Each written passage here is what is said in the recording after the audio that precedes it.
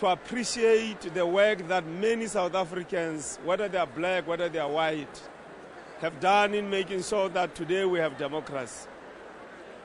They committed themselves to the liberation of South Africa. Some of them went to jail, some of them into exile, some of them have disappeared. We don't know their whereabouts until today. South Africa was in a war. Now today we have a democracy. All of us must make sure that we pause, appreciate and embrace the contribution that cadres like Uncle J.B. Marks, Moses Kotane, Nelson Mandela, Oliver Tambo and the rest of our leaders and many other people in South Africa have sacrificed so that today we can have democracy. I'm going to urge South Africans that we must not take democracy for granted. We must make sure that we defend it, we consolidate it. Going forward as government, we must make sure that over and above the good work we have done in the last 21 years of democracy, we must accelerate the processes of making sure that people have got water, roads, clinics, hospital, education, better work opportunities and so on and so forth. If we can all make sure that we bring our might together as South Africans, I think we'll be able to achieve our objectives, and J.B. Marks, Moses Kotane, and the rest of our ancestors will be smiling in their graves. The process of negotiations to bring back the last remains of the two soldiers or to repatriate them has been quite long. Could you let us in as South Africans how long that took and why it took so long and how at peace you are as his comrades that is finally here? Look, under apartheid before 1994, it was never going to happen that both Uncle J.B. Marks and Uncle Moses Kotane's remains will be repatriated back into the country. It was never going to happen.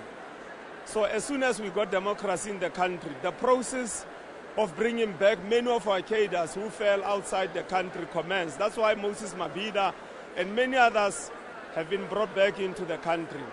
We started the discussion some time back with the family about 4 years ago.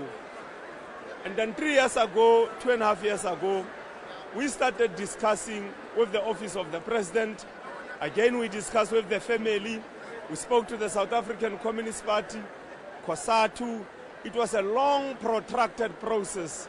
And we must congratulate President Jacob Zuma because he agreed with us, he agreed with the family. He then had to go to Russia to engage Vladimir Putin.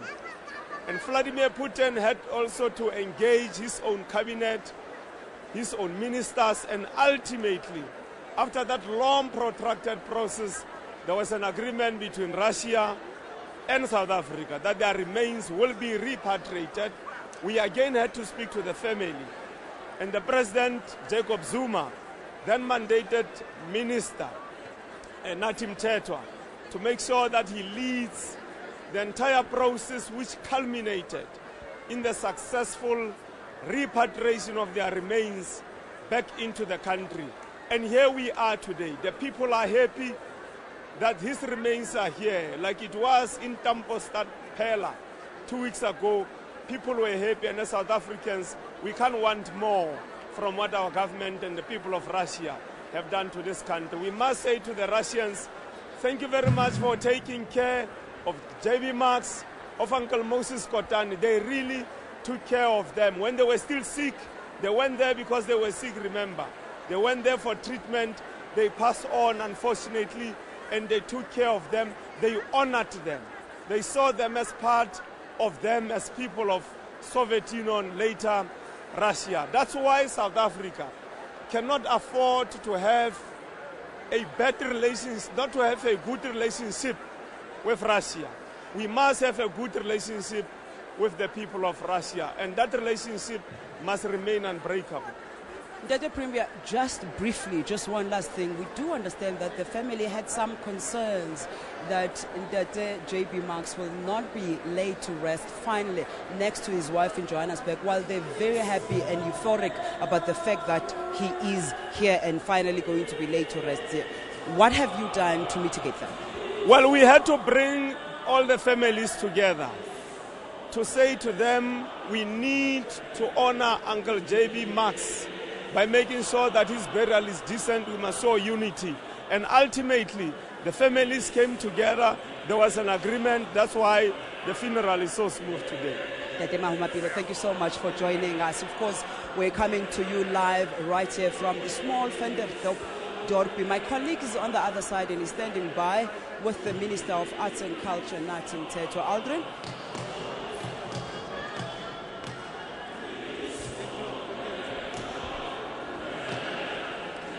We continue with the live coverage here from Ventersdorp, where the reburial of J.B. Marks will be taking place. I'm now standing with Minister Nathi Mthethwa, the Arts and Culture Minister, who played a very important role in ensuring that the remains of J.B. Marks, as well as that of Moses Kotane, who was buried last weekend, are back in South Africa, back into a democratic South Africa. Minister, why was this process so important for your department?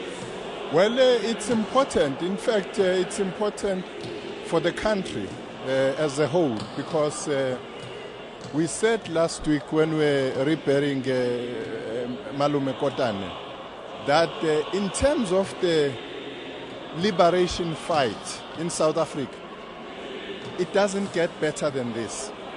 These are the key leaders who made everything possible, who made it possible that you had a strong African National Congress as an instrument of liberation, a strong Communist Party, a strong labor movement.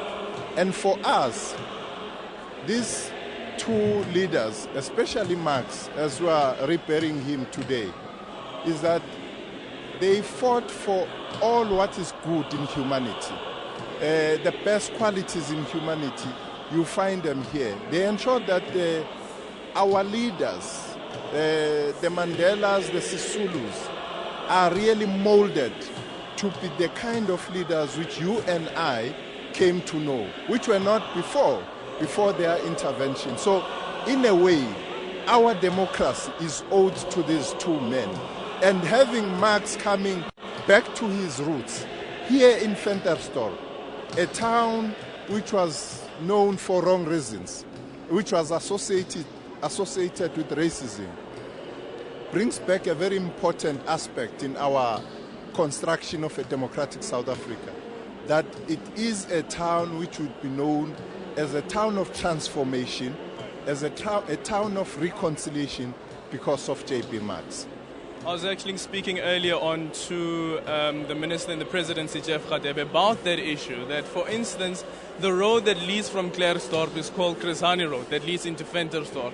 And one of the monuments that you'll notice now, one of the landmarks that will be here in Ventersdorp is that monument of J.B. Marks that will be unveiled later this afternoon by the President. Absolutely. I think it befits. You know, a person like Marx, to measure him, you just have to measure how far we have evolved as a nation. From colonialism to apartheid to 1994 democratic breakthrough. And therefore, having a person like Marx, you are having a symbol of the future, a symbol of unity, a symbol of people of South Africa in all their different colors, in their diversity, but united and forging ahead to a truly non-racial, non-sexist, democratic and prosperous South Africa. And it can happen when people understand that those ideals they fought for, they ensured that in foreign lands, South Africa is known. South Africa has always been in the map of the international community because of these two men. Our relations with Russia were strengthened by these two men, and those relations made it possible that we enjoy the fruits of democracy we are enjoying today in South Africa. And could it be that the relations, for instance, that you speak that of Moses Kotane and J.B. Marks had with the Soviet Union at the time could have been the reason that it was so easy for this government to repatriate the remains of those two icons? Yes, but I can't see or think of any nation or government in the world which will find it difficult if we talk to them about repatriating our persons, our literary work, anywhere else in the world, artifacts and so on. I don't think it would be impossible, but what was more important about the repatriation of the two is that bond which ties South Africa and Russia. Soviet Union then, Russia now, because they felt as much as we do that these are their people as they are our people, our leaders here in South Africa. What that means, therefore, is that the two leaders were truly internationalists in the true sense of the word. And just for the benefit of our viewers at home, just take us through the process of repatriating the remains of icons such as Moses Kotane as well as J.B. Marks. What happens? What happens behind the scenes before such an occasion like what we're seeing today takes place? Well, firstly, today reminds me of that journey which we started last year, 2014, immediately when we were given the responsibility. It was an interesting journey, a journey which reminded us of our relationship. But what actually happened is that we interact. I had to interact with my counterpart and his department and his ministry in Russia. We had to interact with the city of Moscow to say to them that having had our leaders here for so long, which are part of you, because you must remember they were valued in that country. Novodevichi is a cemetery where the likes of late presidents in that country,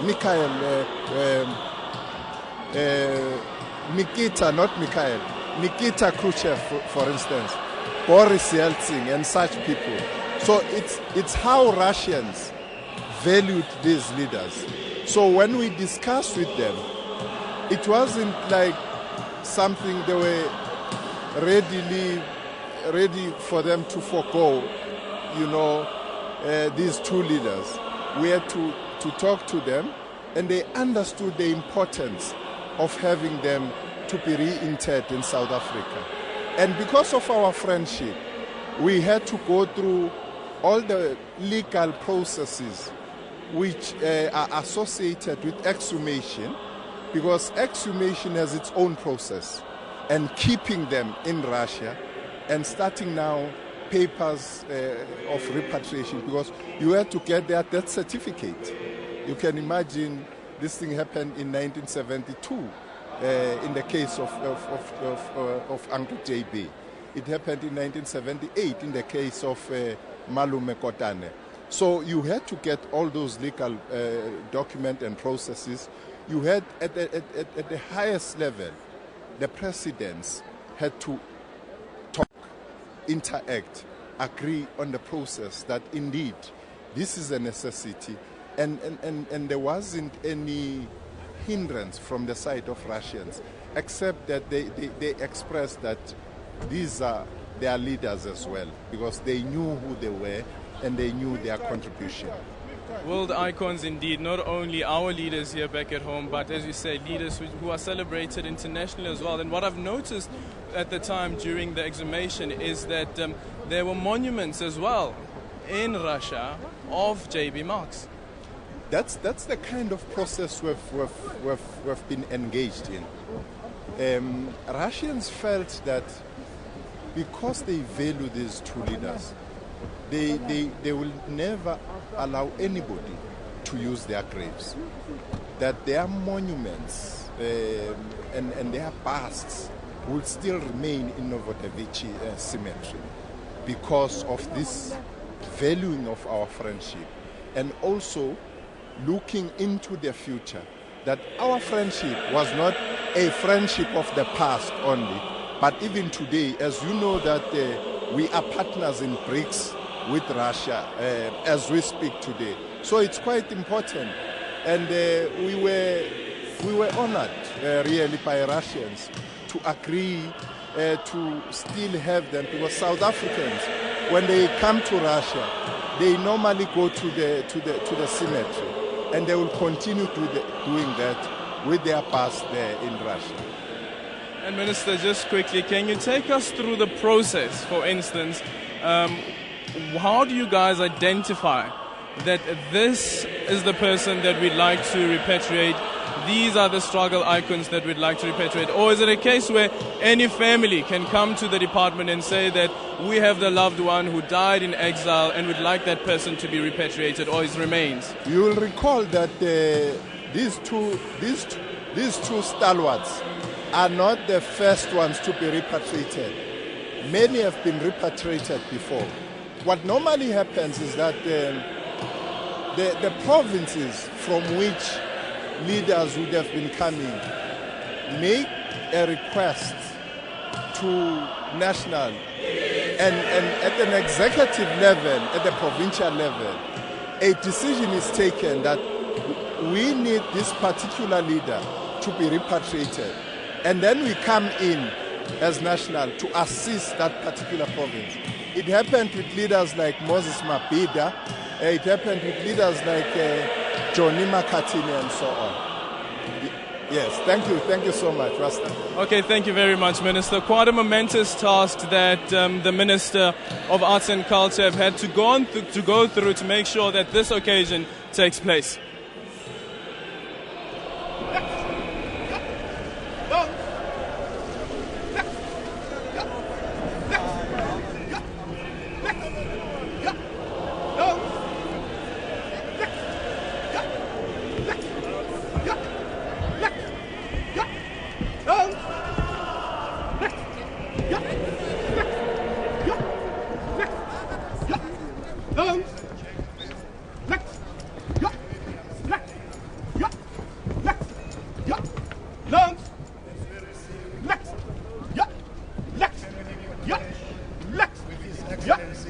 Of the Republic of South Africa, President Jacob Zuma.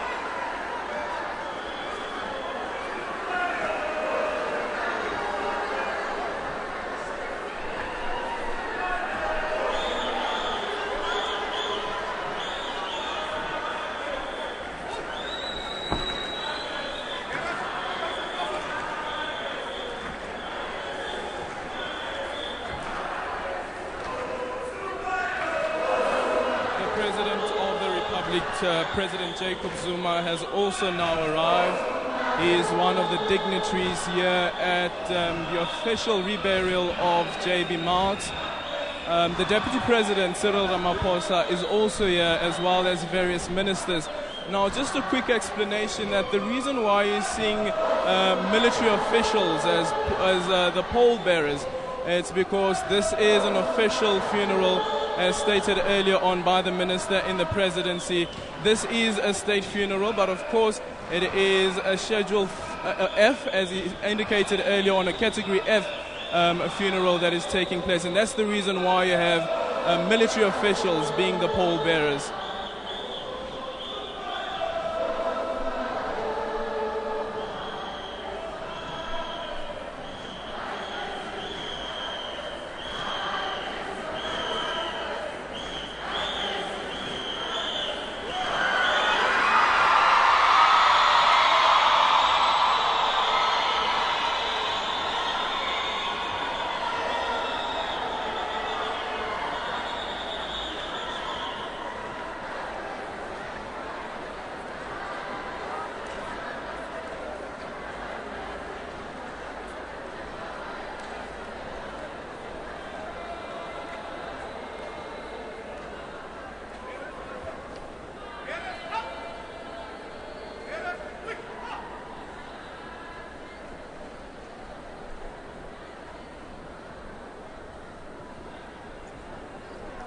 Ladies and gentlemen, can we remain upstanding for the rendition of the national anthem, which will be led by the Northwest University Serenades.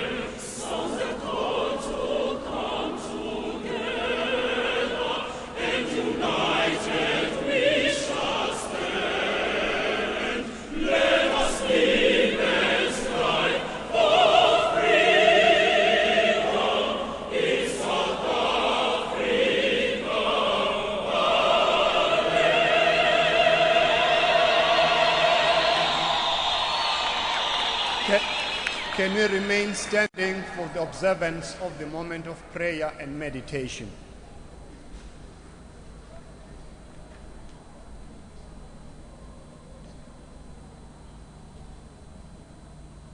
You may be seated.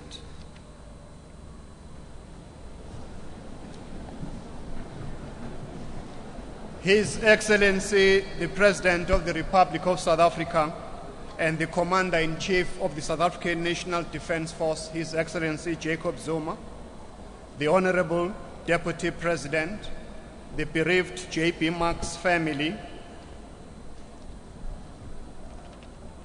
the Premier of Northwest, Premier Mahuma Pilu, the Speaker of the National Assembly, Balega Mbete, the Chairperson of the National Council of Provinces, Thandi Modise, the Judge President of Northwest Province, Judge Liu, Cabinet colleagues, other premiers present, deputy ministers, MECs, members of the diplomatic corps, executive mayors and mayors, leaders of political parties, and also leaders of the alliance, the traditional leadership present, religious leaders, ladies and gentlemen, fellow mourners and fellow South Africans, who are gathered once again to rebury the mortal remains of one of the greatest South Africans, Uncle J.B. Marks, who made a sterling contribution that you and I must be free in South Africa today. His name will remain embedded in the psychology of all South Africans. At this juncture, I would like to call upon Miss Rita Roman, who's going to read the obituary of the late Uncle J.B. Marks.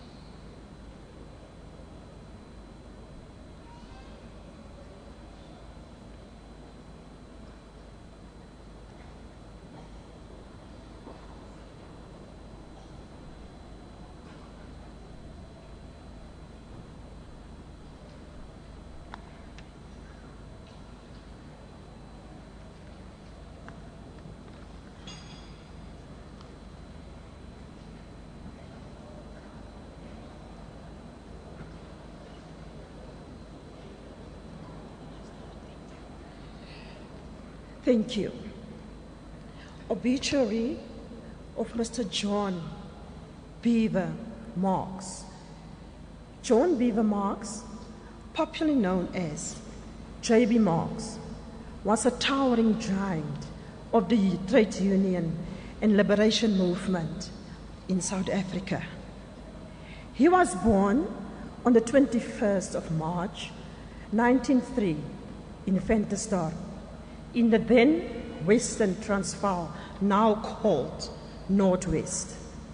He was the seventh child of mixed parentage, an African father who was a worker on the South African railways, and a mother of a white origin who was a laundress and midwife. He pursued a teaching diploma at the Kinnerton Teachers Training College in Pretoria. The harsh conditions of students locked up like prisoners at night and served extremely bad food saw him elected to lead a student strike. This marked a turning point towards the radical political activism that was to be part of his life. It was in this situation that he made a pledge to follow the path of active struggle against racial and social oppression. This orientation was worsened when he was denied permission to attend a boarding school because of his race. After graduating with a teacher's diploma, he taught in several schools in then the Transvaal and the Orange Free State.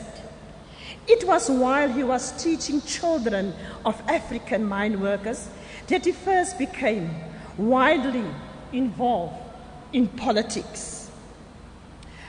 The then Communist Party of South Africa, now called the South African Communist Party, which had only recently been formed in 1921, was at that time actively campaigning amongst the workers. J.B. Marx was inspired to get involved in these meetings, and 4 years later, he joined the party. In 1928, he joined the African National Congress, ANC, and by 1929, he was a rising star in the Communist Party and widely recognized as an insightful and articulate firebrand. It was while on a public platform speaking at the workers' meeting to commemorate the Battle of Blood River on 16 December 1929 that he was almost killed by white hooligans. In fact, white fascists opened fire and killed 11 Africans while he had a narrow escape. In 1931, he was barred from teaching because of his increasing political activity. This made him channel all the energies and time to trade union and political activism. His single-minded dedication and devotion to the cause of oppressed people of South Africa saw him crisscross the country to become one of the highly recognized and figures of the struggle. He rose to become Transvaal president of the ANC and later its treasurer general. At the same time, he was elected to the Central Committee of the Communist Party. His charisma and profound knowledge of the dynamics of the struggle attracted him to the workers' struggle. This is the trade union movement. He held several leading positions. But it was as a president of the African Mine Workers Union that he revealed his powers to shake the foundation of the apartheid regime. In fact, it was His early encounter with the children of African miners that ignited his passion and commitment to transform a lot of workers. He undertook a clandestine mobilization work. By the early 1940s, he had made a major breakthrough of organizing mine workers. This culminated in a May 1946 workers' conference attended by 1,000 delegates, representing the majority of the more 400,000 strong miners. Their demand was for a minimum wage of 10 shillings a day and a repeal of mine regulations banning meeting in the mine compound. When mine magnates ignored their demands, over 100,000 miners went on the biggest worker strike since discovery of gold in Johannesburg. Indeed, this soon spreads to other industries. This challenge to authority of incense Field Marshal Smith, then Prime Minister of South Africa, that he deployed the army. This exploded into a brutal, repressive campaign where the workers were bludgeoned back into the mine shafts after they were out on strike for about a week. Hundreds of miners were killed. J.B. Marks and other leaders of the strike were arrested and charged with sedition. But far from covering in fear, the workers stood defiant.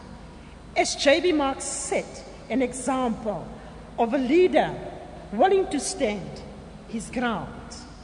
A new spirit was ignited amongst workers all over the land, and as a result of his principles, commitment, and fearlessness.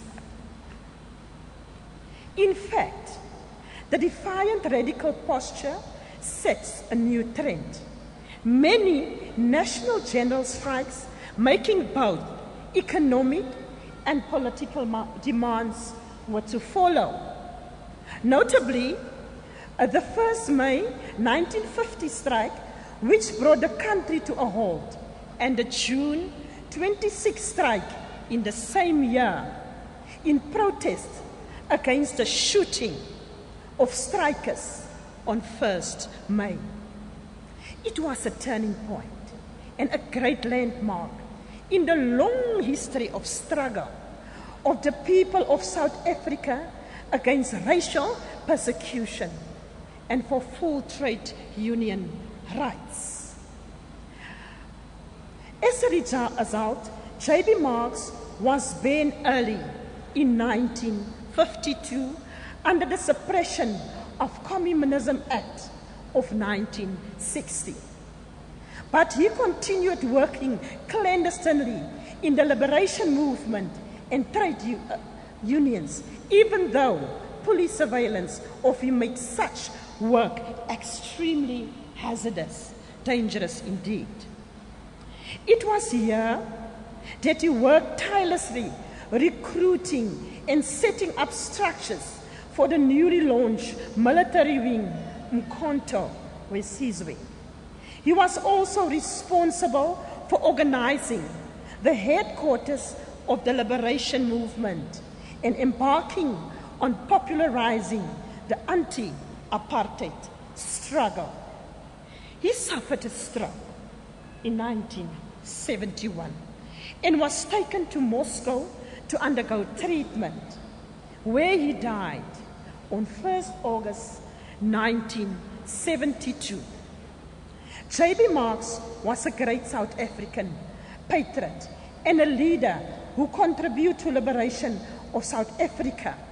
He was indeed a communist, an educationalist, and a worker throughout the world.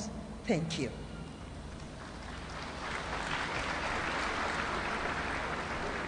Thank you, Ms. Roman. At this point, you may be seated while the Northwest University Serenades are serenading us in memory of the life and times of the great Uncle JB.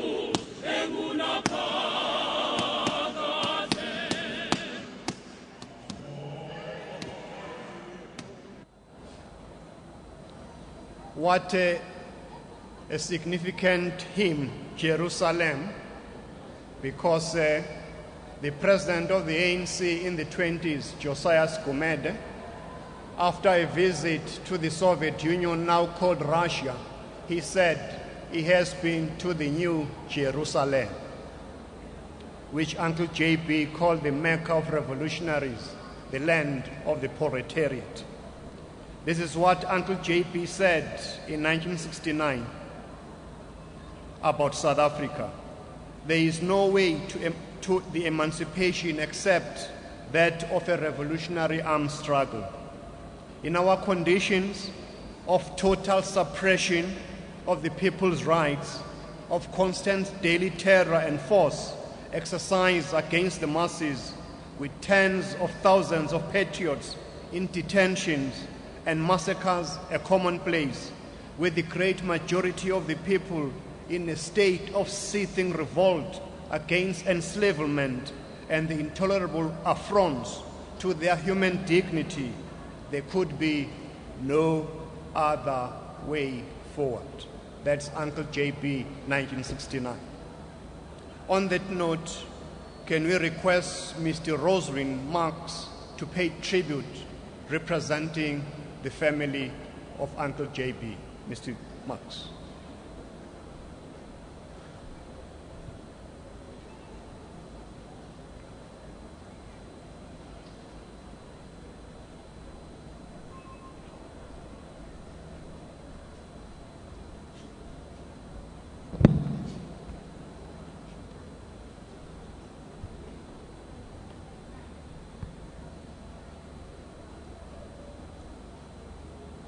A very good morning to Mr. President. Welcome to this auspicious occasion. A blessed morning indeed for the Marx family. On behalf of the family, welcome to family and friends, presidency and guests, guest speakers and media in attendance. Today is a good day for the Marx family, one that makes it so different to many. As we celebrated Uncle JB's birthday yesterday, commemorating at the age of 112 years old, we definitely stand proud as a Marx family for what he has done for our country. I would then like to say thank you to the Marx family for allowing me the privilege of standing up here today representing such a hero, a stalwart. Thank you.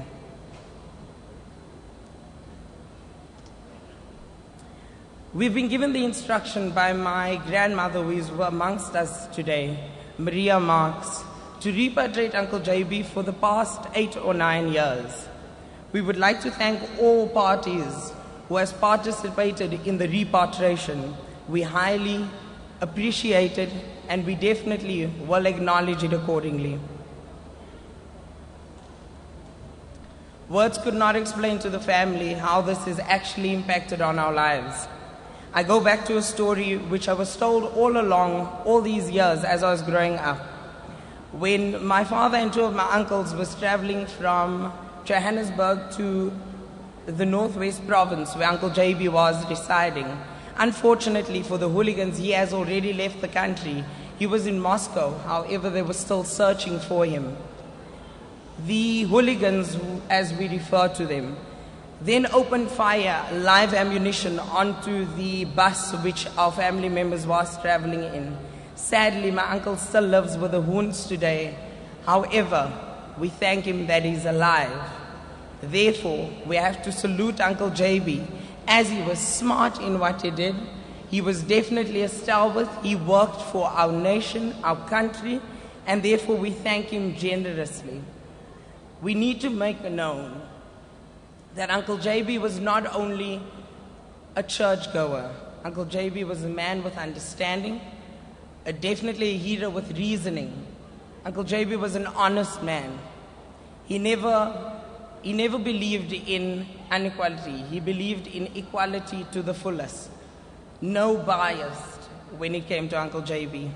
I thank the family once again for allowing me to represent him. This has been the most emotional ride I think the family's ever experienced. Why? Losing contact with Uncle JB was really sad. We recently, to elaborate, on Thursday, met with his late mother, Auntie Betty Marx. We met with her family for the first time ever. An experience of a lifetime. Yet we are blessed to know that we finally found them. We've found material written by Uncle JB to the family members, specifically my Grand Maria Marx, being the eldest of the family to live today. He never forgot about us, nor did we forget about him. And that brings us closure to the family, to know that as the days went by, not one day did we forget about Uncle JB. We would then like to just briefly thank every party who has played a pivotal role in repatriating Uncle JB, and once again for all the parties who participated in ensuring that today has become a success. On a brief thank you, and once again, welcome home, Uncle JB. Thank you.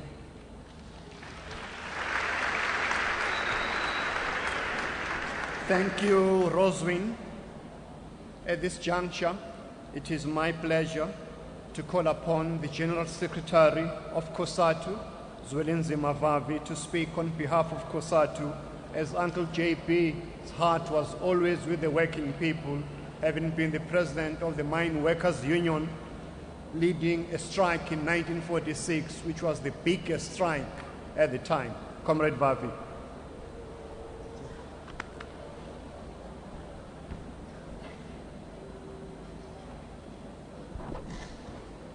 Amada. Away, two. Mata. Waruna. Matimba. Aina. Long live the undying spirit of Comrade J.B. Marx. Long live. Long live the undying spirit of Comrade Moses Kotane. Long live. The president of the movement and of the Republic of South Africa, Comrade Jacob Zuma, the deputy president of our movement and the Republic, and let me say today the founding general secretary of my union, the Union of J.B. Marx, Comrade Cyril Ramaphosa, the Secretary General of the ANC, Comrade Gwede Mandashe, also former General Secretary of Comrade J.B. Marx Union, the NUM today, Comrade Zwelim Kize, the Treasurer General, Comrade Soli Mapaila, the Assistant General Secretary, Deputy General Secretary of the SACP, the members of Cabinet, the members of the National Executive Committee, the members of the Central Committee of the SACP, the leadership of COSATU here present, the Premier of the Northwest and the MECs, the leadership of our movement, all of it assembled here in your capacity as mourners accompanying the remains of one of the greatest leaders our movement have given birth to. But lastly and more importantly, the family of Comrade J.B. Marx.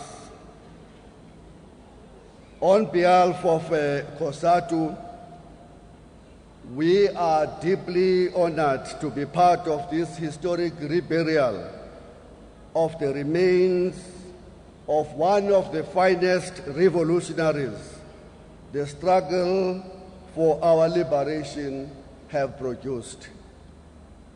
First and foremost, on behalf of our members, let us thank our government for taking this initiative and also doing practical actions to bring back the remains of the two giants, Comrade Moses Kotane and Comrade J.B. Marx, home, and today is the final journey that was started some few months ago to ensure that we arrive at this moment.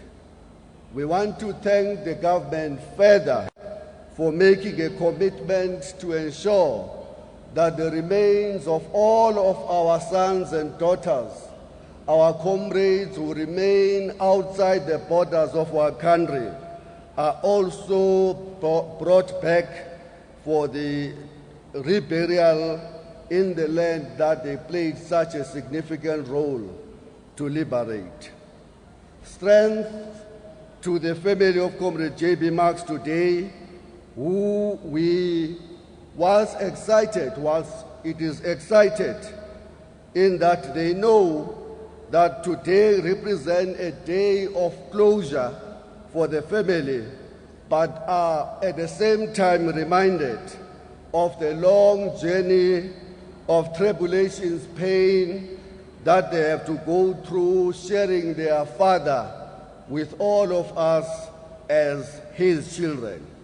And I'm certain that this family is very, very proud that their father will be remembered and honored by many, many generations to come as a hero who laid the solid foundation for the freedom we are enjoying today.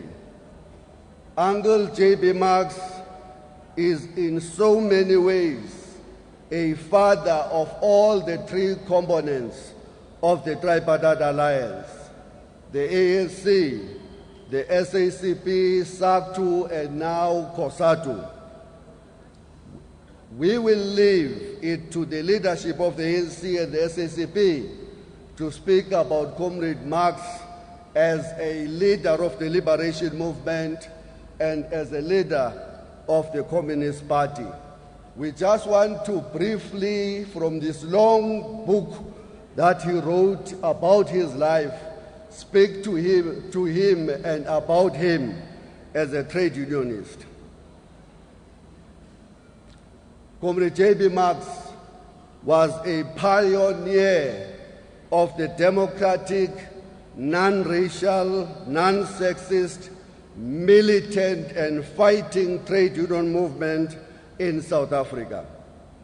A teacher by profession who abandoned his profession to choose a life and association with the mine workers who form a section of the most brutalized section of the working class in South Africa.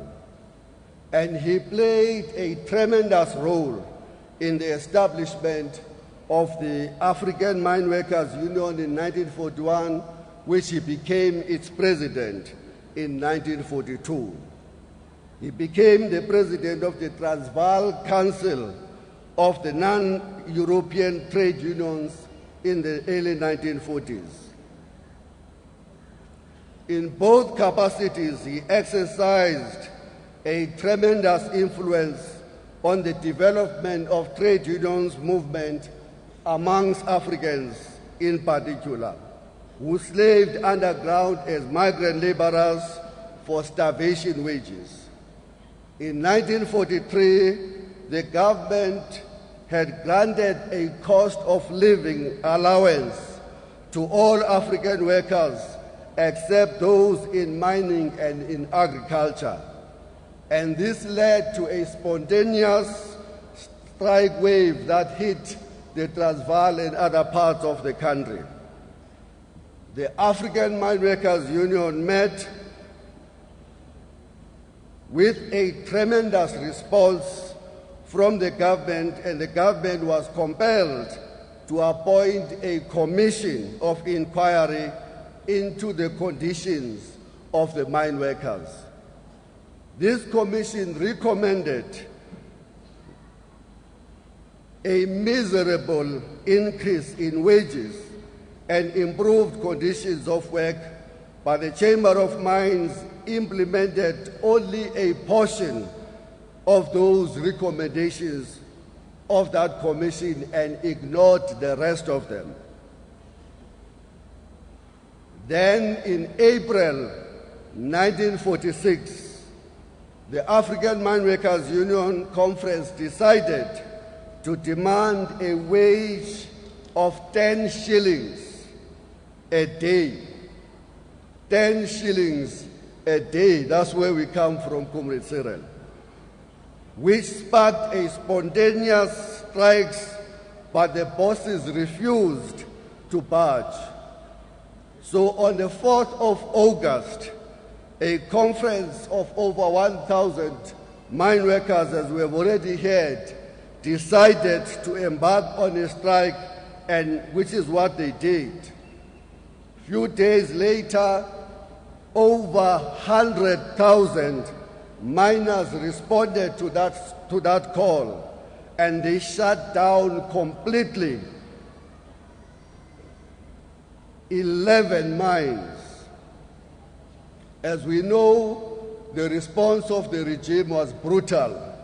They killed 11 mine workers and injured scores of others. In fact, the number is counted at 1,248 workers that were injured. This is the history of this giant we are bidding farewell today. And I want to repeat and reinforce the words of Comrade Yusu Dado, the then chairperson of the South African Communist Party, who have this to say at the time when they were burying Comrade J.B. Marx. He said, and I quote, "He was a hero of the South African working class, a dedicated communist and working class leader. He devoted his energy and efforts to the most formidable task of organizing the most exploited sections of the workers the African gold miners into the African Mine Workers Union, and under his inspiring leadership, the miners came out in this historic strike of 1946, which struck the mighty blow against the whole cheap labor system. He exercised a tremendous influence on the development of the union amongst African workers. End of that quote.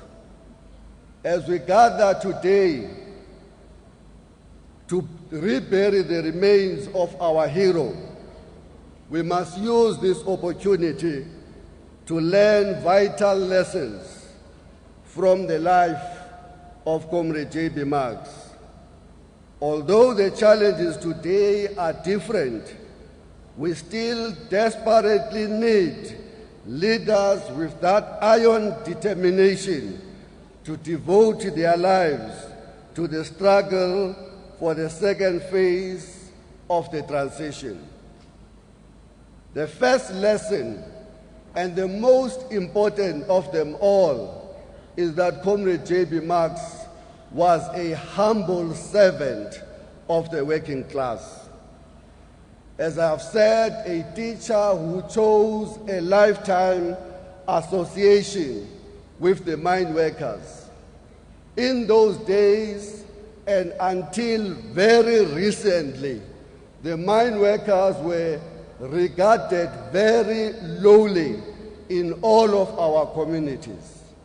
To be associated with mine workers would have taken a man of the stature of Comrade J.B. Marks. For him to leave his profession of teaching and want to associate, organize, mobilize, and inspire mine workers is something that we will celebrate forever and say thank you to him for that association. The second issue we want to say as a lesson from him is the fact that he was truly selfless. He taught us the foundations of what selflessness means. He didn't join the struggle to benefit himself or any members of his family. He was there not for himself. He was there for the interest of the most downtrodden in our society. That association said a volume of words about what he was all about as the leader.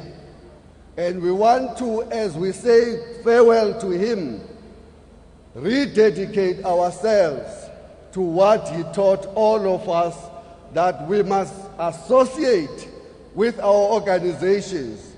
We must be part of this movement, not in order to position ourselves to benefit whilst our people are watching over us benefiting. This is a journey about ordinary people. This is a journey about building a better life for all of our people and not for some of them. And this is this is the lesson we will learn from Comrade J.B. Marks. He was completely dedicated, and that's why he served both the trade unions, the Communist Party, and the ANC for such a long period of time. Discipline to the core, to the principle. Discipline to the core, to the principle. The principle of unity amongst workers. Oh no, my heart bleeds these days every time I talk about the unity of the working people in particular, because in South Africa we seem to be following the story of the rest of the African trade union movement in terms of fragmenting the trade unions. As we speak, 179 unions registered in this country are operating outside the trade union movement. As we speak, COSATU is facing a tremendous challenge of disunity within its rank, threatening the future and undermining directly the work that Comrade J.B. Marks and Comrade Moses Kotane laid down to ensure that this generation of workers benefit from their dedication and their hard work. I hope that one day, Comrade leadership of the ANC, we can come back to say we are honoring Comrade J.B. Marks truly as a united working class, hell-bent on mobilizing one another to fight our real issues. And our real issues today is not against one another. The real issues of the workers is that crisis of unemployment sitting today at 35%, which increases the burden on the shoulders of those who are still working. The real enemies is the poverty of the workers and the poverty of the unemployed. The real enemies is the growing inequalities in our society that have made us to occupy the space of being the most unequal society in the world.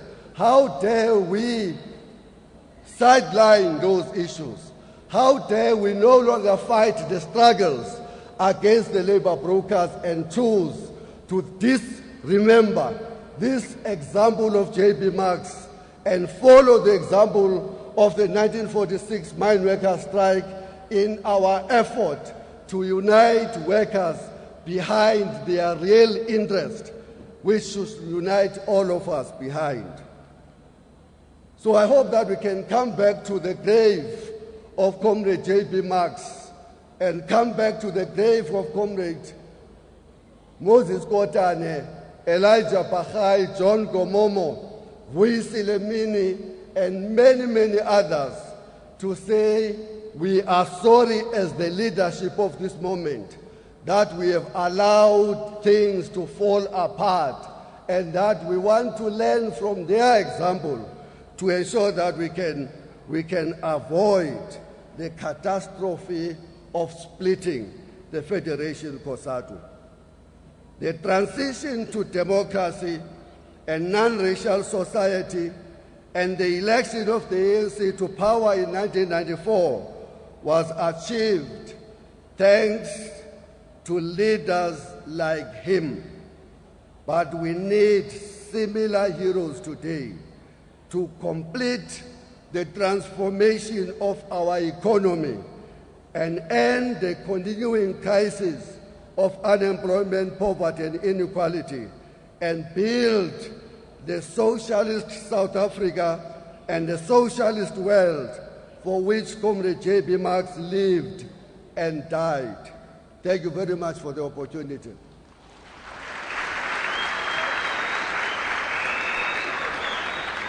Thank you, Comrade Vavi.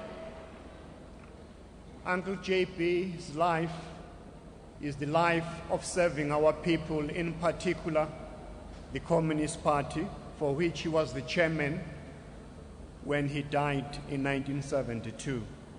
Since that day in the 20s, after listening to a speech by J.S.P. Bunting, who was one of the leading founding members of the modern Communist Party, he has never looked back. His struggle on behalf of the Communist Party is well documented. At this juncture, it is my honor to call upon the Deputy General Secretary of the South African Communist Party, Comrade Soli Mapaila, to speak on behalf of the party.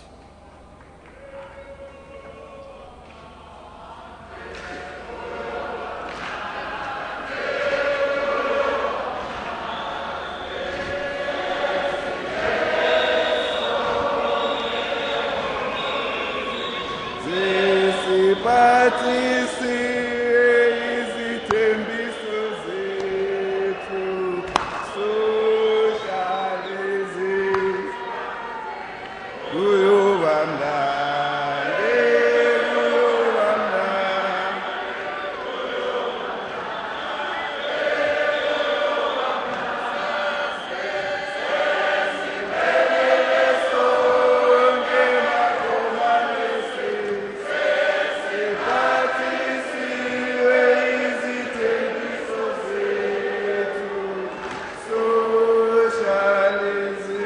Amandla.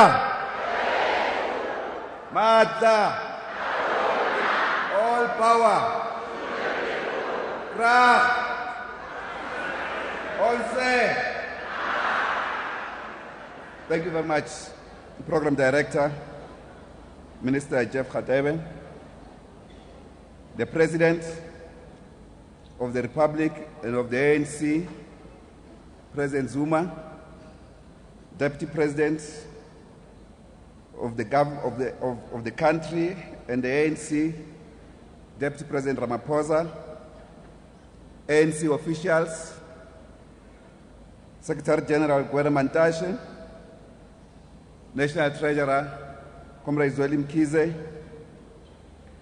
also the Speaker of Parliament, who is also the Chair of the African National Congress, stalwarts of our movement,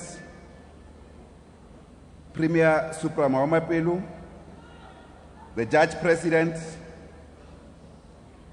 ministers, deputy ministers, MECs, mayors, councillors, all public representatives, leadership of the South African Communist Party, Central Committee, firstly to acknowledge the Deputy National Chairperson, Comrade Thulas Ngesi, the Provincial Secretary of our party in the Northwest, together with the leadership of the ANC in the Northwest and COSATU and SANCO for excellent organization of the sending off of our two stalwarts, both JB Marks and Comrade Moses Kotane. The General Secretary of COSATU, Comrade Vavi, and the leadership of COSATU present, leadership of SANCO and the Mass Democratic Movement, the JB Marks family and the Kotane family who are here, traditional leaders, religious leaders, Chaplain General Chamangile, and our own chaplain in the military veterans of the ANC, MKMVA, Chaplain Mapatwe. Also to acknowledge our stalwart, Eric Mchali, who's not so well, but decided that he will not miss the reburial of Uncle JB. Comrade Stalin, you are recognized. Comrade Chair, last Saturday, on the 14th of March, we reburied the remains of Comrade Moses Kotane, who was a lifelong collaborator and comrade in arms of Comrade J.B. Marks. The one was the General Secretary and the other the National Chairperson of our party. So their relationship was essentially a political, ideological, and organizational one. There are striking similarities between these two giants of our struggle for national liberation and socialism. It is very difficult to separate, firstly, between Comrade Marx and Kotane. But allow us, as we have done at the burial of Malumi Kotane's remains, that we pay tribute to him, to pay special tribute today to Uncle JB, as he was affectionately known in our liberation circles. Like Malumi Kotane, Uncle JB died in the Soviet Union, part of which is now Russia. The Soviet Union was a colossal institution, a country that laid a firm foundation for the liberation of mankind. You'll remember, Comrade President, at the founding of the League of Nations, the then leader of the Soviet Union, Stalin, disagreed with the entire colonial world on the national question. That's the only time when the minority was correct, because he stood for the liberation of all people colonized by the imperialist forces. The Soviet Union buried our comrades in dignity. Amongst the heroes of Soviet Union and Russia and therefore we want to take this opportunity as the SACP to express our sincere gratitude to the people of the Soviet Union for looking after our leaders, both in life and after their demise. And of course, for according them the deserved respect, like all other oppressed people, that they were denied such respect in their own countries. Uncle JB and other freedom fighters were internationalists, a reflection of the difficulties of political struggle, of persecution and repression that our people were suffering, that not only were they committed to the total liberation of the peoples all over the world, but they also sought refuge in other countries.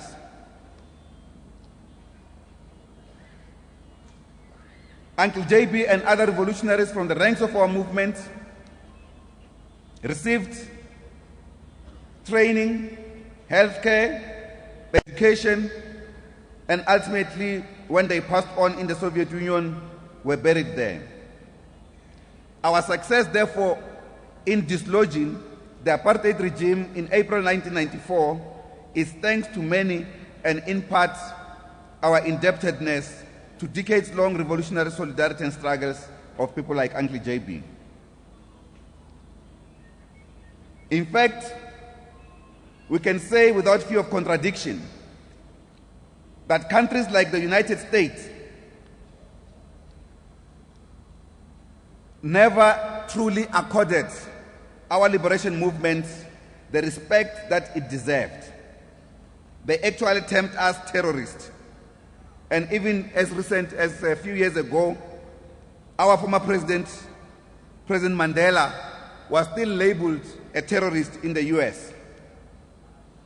And many of our comrades still continue to be labeled terrorists or appear on the terrorist list of the United States. These countries define themselves on the other side of the oppressor and the oppressed. And the ANC 1969 strategy and tactics in Morogoro came out to give further details in this regard and can actually help our youth to appreciate the impact that imperialist support to colonial oppression in South Africa has had in delaying our advance to freedom. Comrade JB joined the ranks of our party in the late 1920s after he was inspired by S.P. Banton. Comrade Jeff was speaking about S.P. Banton, the father of Comrade Brian, when actually S.P. Banton was addressing workers at a mine. He rose through the ranks of the party. But very important for our generation, particularly the youth, is that he was a worker leader. Uncle JB subjected himself to the collective discipline of the organization throughout his life.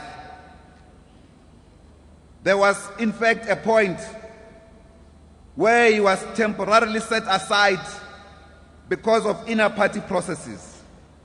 He respected the decision and never fallen into the temptation of defining himself as an individual who was immune from iron discipline. He was a cadre who was ready to acknowledge his own mistakes and to correct them. In our movement, one of the critical aspects of all cadres is self-introspection, self-criticism, constructive criticism, not destructive criticism. Comrade JB was indeed different from many of the post-1994 heroes who cannot take responsibility for their action and who, having committed purely personal private mistakes, shift to blame the components of our Liberation Alliance under the name of the so-called political agenda, which ostensibly exist only against them. But we must emphasize that indeed there's a bigger political imperialist agenda against our movement and against our revolution. Our movement and its cadres must always be aware about this and combat it. Uncle JB never wasted any second of time to fight any component of our liberation alliance. He understood the distinct but interrelated historic mission of the trade union movement, the national liberation movement headed by the ANC, and the ideological struggle headed primarily by the Communist Party. He did not confuse between the historic missions of the three. He belonged to all of the three components of our liberation alliance and served them all with respect. But he also understood that these organizations were constituted by warm bodies, human beings. And he understood that if you attack one of them, of which he was a member and a leader, you were also attacking him. This is why he could not accept the illogic of attacking himself or the movement. Uncle JB was a true worker leader. He understood the importance of worker unity. And we join you, Comrade Zolinzima, in calling for unity in COSATU. He never engaged in activities that disrupted unity, even through the outcries of unity. He built the Mine Workers Union and led it to challenge economic exploitation committed by the bosses. He also participated in forming the first non-racial trade union center in South Africa, the South African Congress of Trade Unions, SACTU. In memory of Uncle JB, the SACP reiterates its call to all COSATU affiliates, and especially those which decided to boycott the activities of the Federation, to return to their home and engage. Similarly, let us build the Liberation Alliance from below.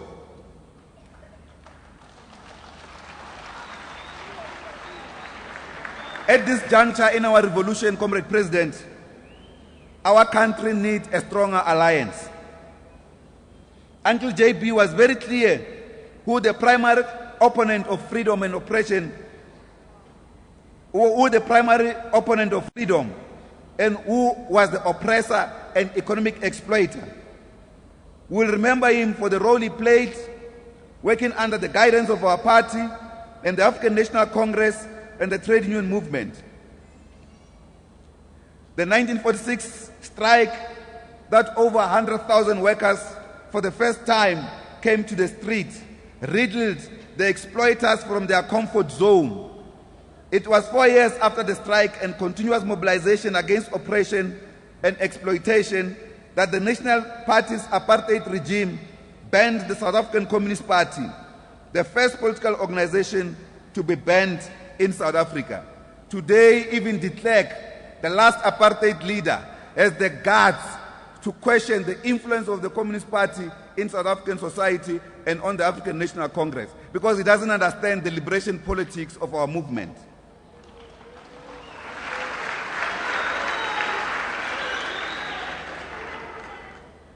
And today, people like him and the neoliberals, those who want to hide under the face of freedom, continue to attack the movement, to tell lies as if our movement created the inequalities that we face in our society.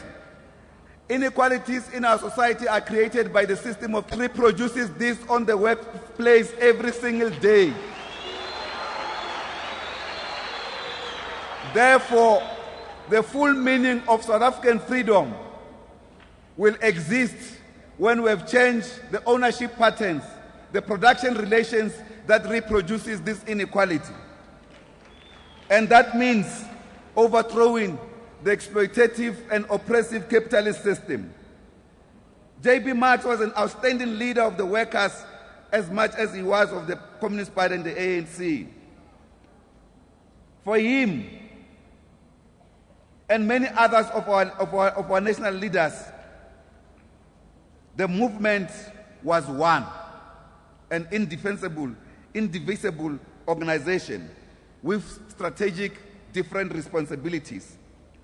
He was elected national chairperson of our party at its 5th Congress in 1962. It is this Congress that adopted the South African Road to Socialism, a strategic political program that guided the path to our freedom in South Africa. The significance of history in South Africa is very important in many ways, and therefore this reburial of his mortal remains allows us also to talk about our history.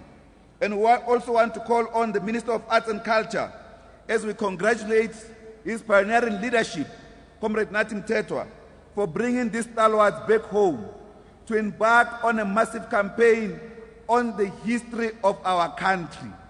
This history must be recorded and it must be taught in schools.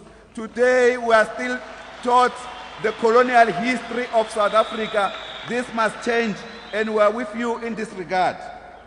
Together with the National Heritage Council and other institutions, we are prepared as the Communist Party to work with them to properly correct the history of South Africa. We hope, Comrade President, government will also take immediate action to rectify these problems. Uncle JB also participated in the formation of Umkhonto we Sizwe, the revolutionary armed wing of our movement. We want to say, Comrade President, in any revolution, those who are prepared to die for their country and for their ideals occupy the highest echelons of revolutionaries. Members of our military formations across the board, but in particular, the militant Umkhonto we Sizwe, who led the frontline battles against the apartheid regime, must also enjoy the freedom of South Africa. Therefore, we want to also encourage the Department of Military Veterans, the Department of Defense and Military Veterans to do more to ensure that all former combatants of our liberation forces are properly taken care of in memory of Comrade J.B. Marks.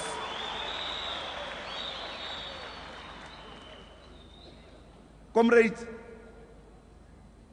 Uncle J.B., summing up our national democratic revolution, which is the collective experience of our movement as a whole, as adopted particularly through the Black Republic thesis of the SACP in 1929, a year after Uncle J.B. joined the Communist Party. The National Democratic Revolution seeks to resolve three interrelated problems, and we must emphasize these three major interrelated problems: class inequality, national oppression, because racism still exists even though we have removed it from the books. I heard Patricia de Lille today trying to sidestep the comment by our Deputy President for the DA government to address racism in the Western Cape and in Cape Town in particular, by saying that she's doing something and our Deputy President is just shouting. Patricia de Lille, you are from the Liberation Forces. You are a member of the Pan-Africanist movement. Please, don't be bought by neoliberals of today. Address racism in Cape Town. Cape Town is too white.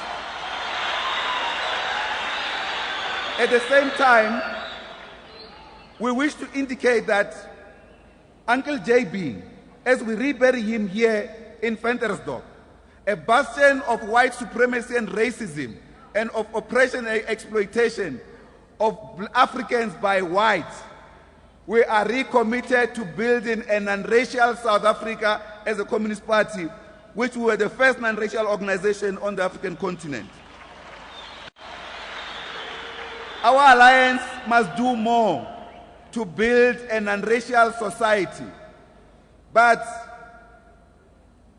Western Cape in particular must do more to integrate fully into the entire country.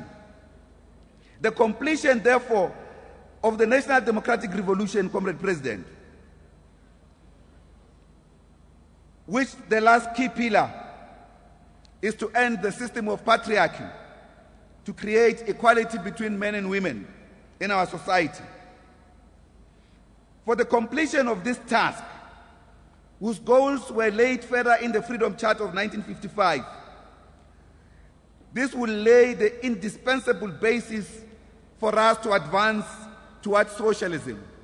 Socialism, Comrade President, if I were to say it in one single sentence, is the end of all forms of exploitation. For as long as there's capitalist exploitation, there will never be true democracy, there will never be true freedom in South Africa for the majority. Therefore, our relationship with the African National Congress and with COSATU, it's based on advancing the National Democratic Revolution to its logical conclusion as a direct route towards socialism. This is the political and ideological program that Comrade J.B. Marx struggled to achieve and for which he was prepared to lay down his life. He suffered discrimination for his wealth outlook, including the principle of non-racialism. Comrade J.B., the son of a white Afrikaner midwife and an African rail worker, defined himself as an African. As an SACP, we remain firm adherents of the values of Comrade J.B. that he fought for together with his generation. In memory of this gallant internationalist fighter of the working class, we will intensify the struggle for socialism to advance, deepen, and take responsibility for the National Democratic Revolution. The National Democratic Revolution will meet challenges. As and when we meet these challenges, we don't say this weakness or that problem doesn't belong to us. We own all weaknesses. We also own all strengths, all failures and successes of the National Democratic Revolution. Finally, in the words of Nikolai Ostrowski, I'm quoting this Soviet prominent figure, Comrade President, also because of what the Soviet people have done to our country. And I wish to state also that we wish, as the Communist Party, that we should continue to strengthen people-to-people relations with the people of Soviet Union, of former Soviet Union, who are now Russian Federation, who gave us much solidarity than perhaps any other part of the world. But to Uncle JB, in the words of Nikolai Ostrowski, who said, I quote, "Man's dearest possession is life. It is given to him to live only but once. He must live it to the fullest, so as not to suffer torturing regrets of petty past, that one day when dying, he might say, all my life, all my strength was given to the finest cause in the world, the liberation of mankind." The liberation of mankind. Close quote. This is what Uncle JB, who stands here today in his mortal remains, stood for. He gave his entire life for the liberation of mankind. This is our message today to the youth of our country. The liberation of mankind is more important. Amandla! Long live the memory of Uncle JB. Long live. Long live the Alliance. Long live. Forward to socialism. Forward. Thank you, Mr. President. Thank you, thank you, thank you. Thank you, comrades. We are running out of time, so we need to move.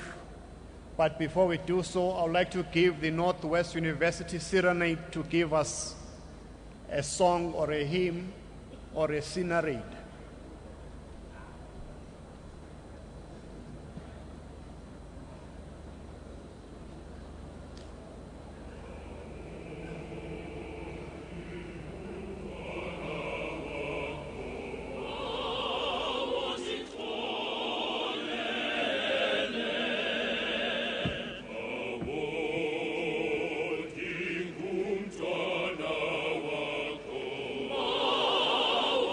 Oh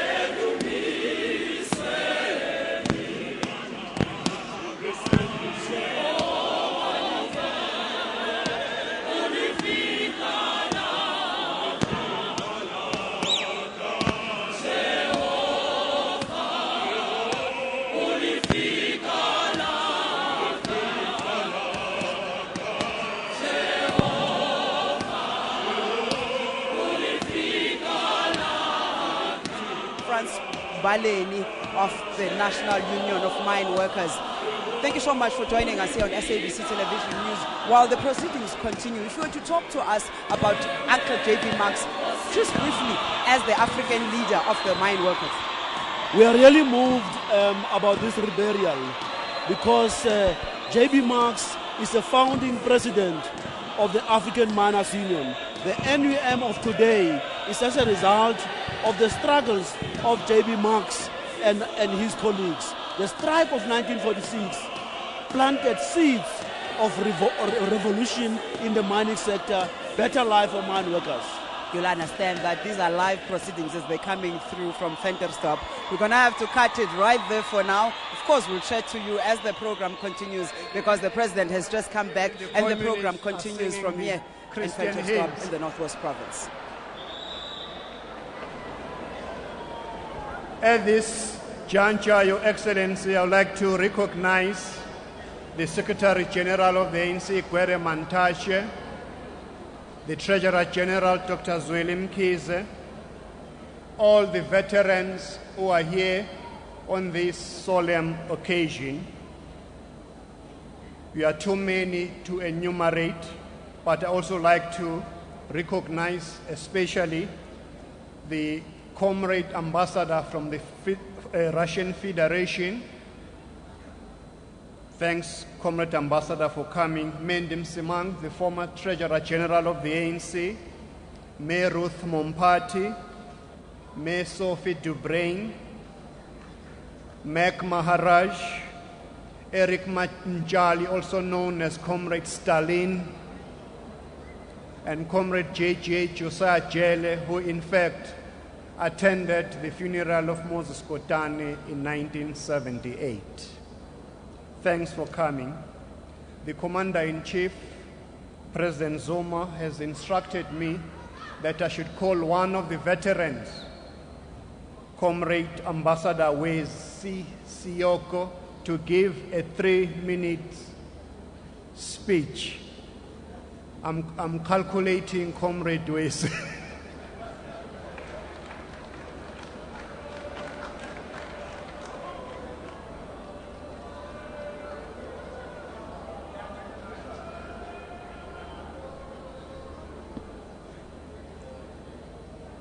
Program Director,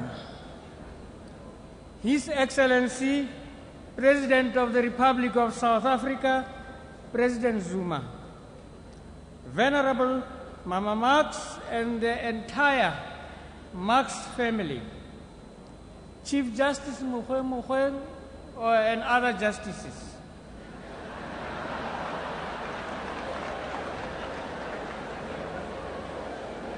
Speaker of the National Assembly and the chairperson of the NCOP, ministers, deputy ministers, all religious leaders of all denominations, Premier of the Northwest, and other premiers. Now, I've been told I have very little time to say, but I think it's very important for me to report to the Marks family. I think it's important because that's a history they are not aware of. I have been asked to speak here because I've had the privilege, and I always say to people I'm very lucky, that I was able at some point in the course of our struggle to work around these two iconic leaders of our struggle, J.B. Marks and Moses Kotane. But at the same time, I was also helped by them. I'm going to tell you why I say I'm very happy I was helped by them. It is because when I was deputy representative in East Africa, after Malome fell sick, Malome Kotane fell sick, I worked with Uncle JB. And as I was growing old, I realized that time is running out on me. And I told Uncle JB that, Uncle JB, I want to finish my studies. He says, no, my son, there's no problem. Why didn't you tell me a long time ago? And in no time, I was off to the Soviet Union. When I finished my master's in the Soviet Union, he was there with Malume Kotane. I showed Malume Kotane, and the Russian Federation offered me a scholarship to do my PhD. And for some reason, I was asked to come to Lusaka. When I told Malume Kotane also that I'm supposed to go back, Malume Kotane said, what? You are not going anywhere. You must finish that. I'm saying this because of their contribution. I'm sorry to say this, but I have a PhD in chemistry. I am a scientist because of these two giants of our struggle, plus the ANC, because the ANC also played a part in this. But one more thing I want to mention. I was fortunate enough, although I was working as a runner there during the Morogoro conference, but I also participated in the conference. Now, a very fascinating incident happened during the Morogoro conference. Our guys were heated. There was too much radicalism that was in the organization. Now, our president, O.R. Tambo, was trying to calm the situation, to navigate through, but in the end, he realized that it was not easy for him to do that. And I guess as the climate went hotter and hotter, all of a sudden, President Oliver Tambo pulled something out of his head and came and told the conference, I am resigning as President General of the ANC. We were all shocked, taken aback. And Uncle Jerry immediately, who was chairing the whole conference, immediately stopped the meeting.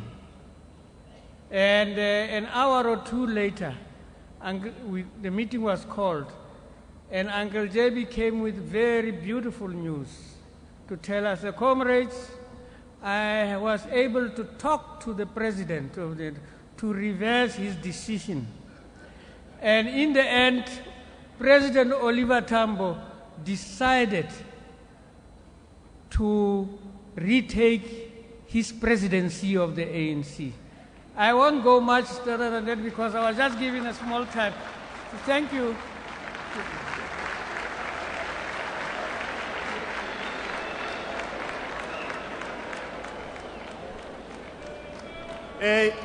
Comrade Wese should not be afraid that he's got a PhD in nuclear physics from the Soviet Union. At this juncture, Comrade Sopra, the dome is full. Can you please come forward, make your remarks, and introduce His Excellency President Zuma.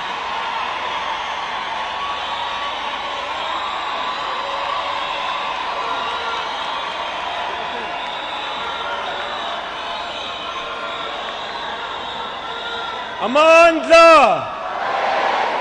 Matla! Al die Krag! Es onsen! Al die Krag! Es onsen! Aitie! Oliver,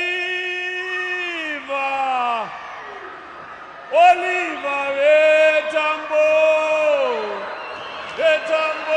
Tina Zikosiweka.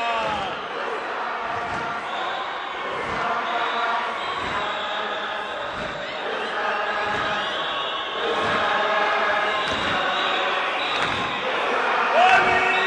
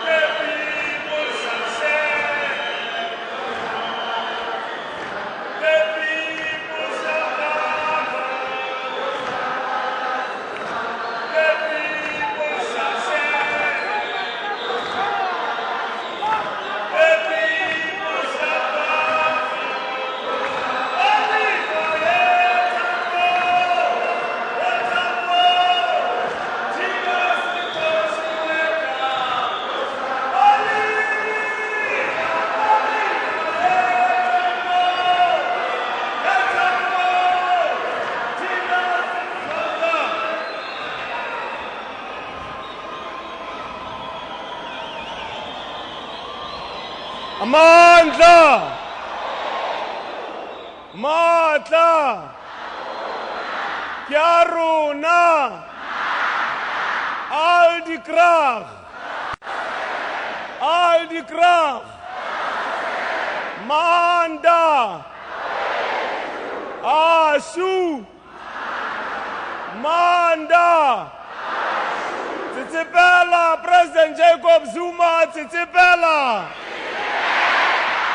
Tsitsipela! President Jacob Zuma! Tsitsipela! Ngangatela! President Jacob Zuma! Ngangatela! Long live the spirit of Uncle J.B. Marx! Long live!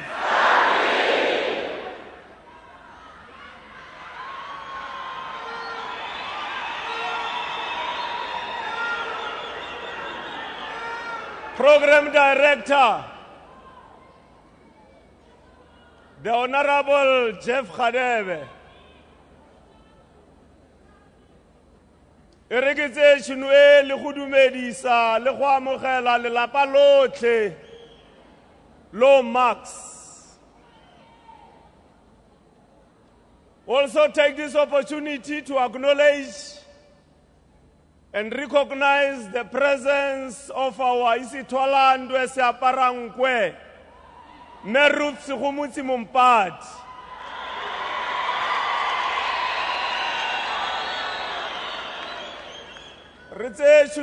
To acknowledge the collective of the executive of our government in South Africa, led by President Jacob Zuma.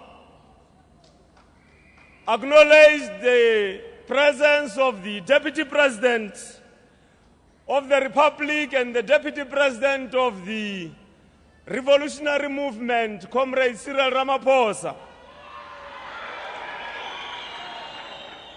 Acknowledge the legislative arm of the state under the leadership of Mebaleka Mbete le Memudise. Bomangwana ba tshwara thipa ka fa bogale. Acknowledge the judicial arm of the state represented today here by Mayor Monica Leo. Acknowledge the collective of the Secretariat of the People's Revolutionary Alliance, led by the African National Congress, the Secretary General, Comrade Gwede Mantashe. Acknowledge the collective of COSATU, today here led by the Secretary General, Ntate Zwelinzima Vavi. And also acknowledge the collective of the SACP, represented by Ntate Paila. We also acknowledge the collective of Sanko, represented here today, the ANC Youth League, Malibongwe ANC Women's League. Liluna Lote Bahaisu from different provinces here in South Africa. Thank you very much for coming to the People's Province of Bokoni Bophirima. In 1994, the People's Revolution in South Africa, led by the African National Congress, triumphed over colonialism and apartheid. As a consequence of this triumph of the People's Revolution led by the ANC in 1994, we have been in democracy for the last 20 years under the leadership of the People's Movement, the African National Congress. Today, as we speak, in the vocabulary of the entire world, in the vocabulary of all South Africans, we speak about the National Development Plan.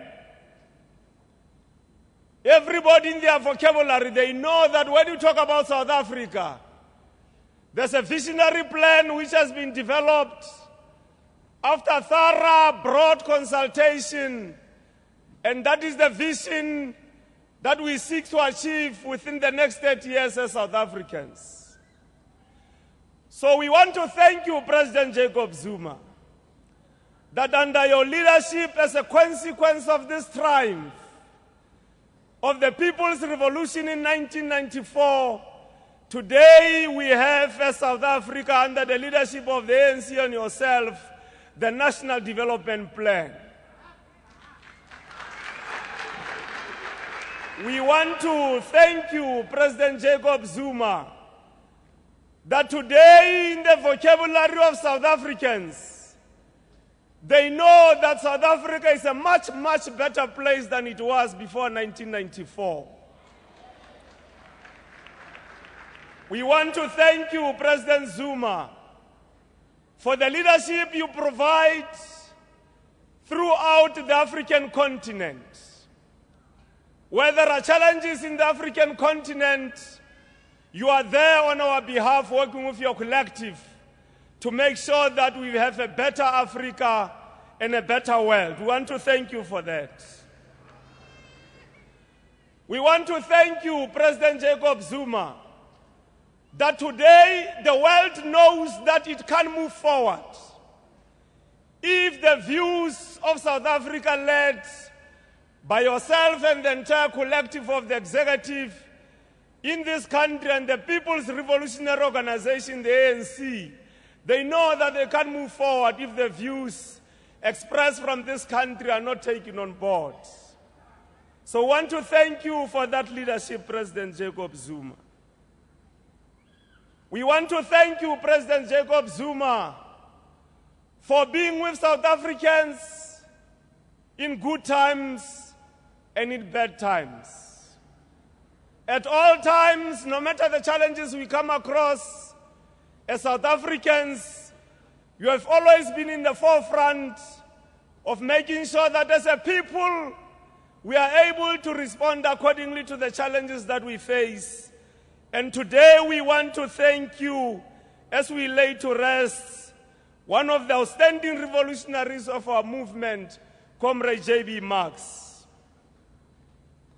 We want to thank you for teaching us, President Jacob Zuma, to continue to be selfless. We want to thank you for helping us and educating us to be driven by the spirit of fearlessness, to know that no matter the challenges we face as a people, as South Africans, we must be able to respond to those particular challenges as we have done at all times. So I want to thank you for that education, President Jacob Zuma. We also want to thank you for not giving in to the brouhaha, the noise that is being made by those who suffer from Zumaphobia.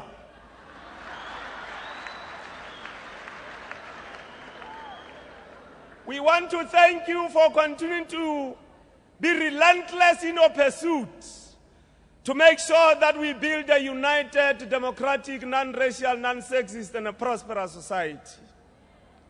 So I want to thank you for that leadership, President Jacob Zuma. That is why, President Jacob Zuma, the people of this country have got confidence in you.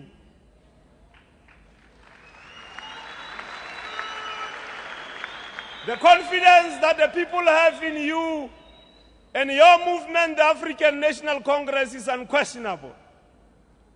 There's nobody who can challenge the might of the South African people under the leadership of the ANC for us to make sure that we pursue at all costs the objectives of the national democratic revolution. Today in our psyche, we know that there is Operation Phakisa. We know that Operation Phakisa is about responding to the challenges that we face as a people in South Africa.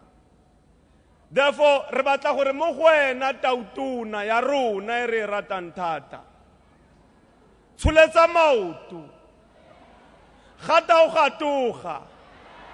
Kwakwanta. Sitsikinyege. Tsitsipela. ngangatlela wetelle setšhaba sa gago pele ka moo President Jacob Zuma, we now call upon you go tla go tsatsanka setšhaba se sa rona se ka lefoko mabapi le go ba mokgankgaro wa polotiki ntate JB Marks.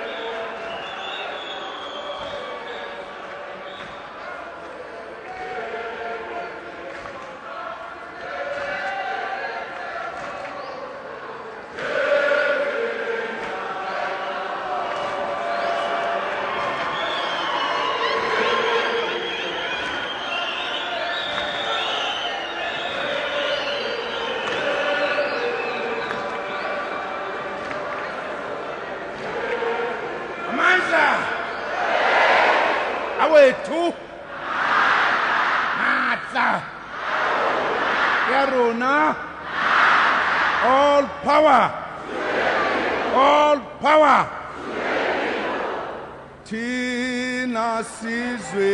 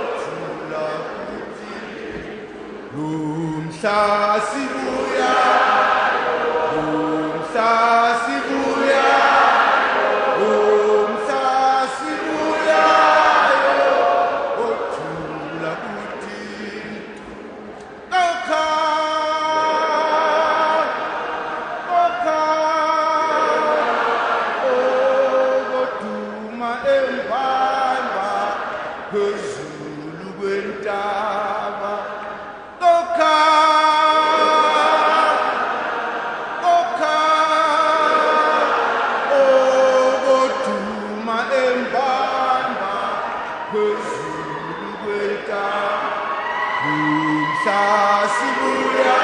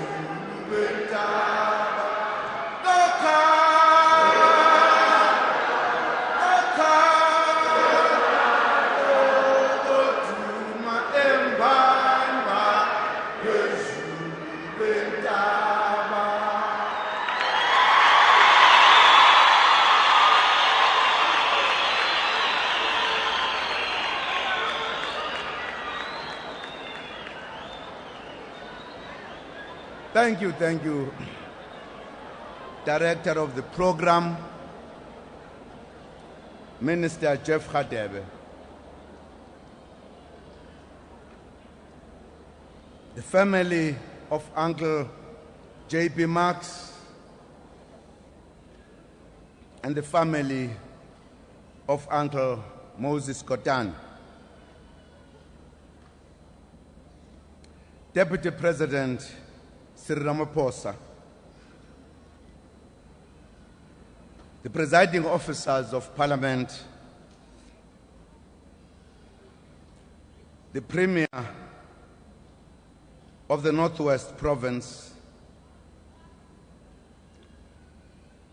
ministers, premiers, and deputy ministers, MECs, mayors, and councillors.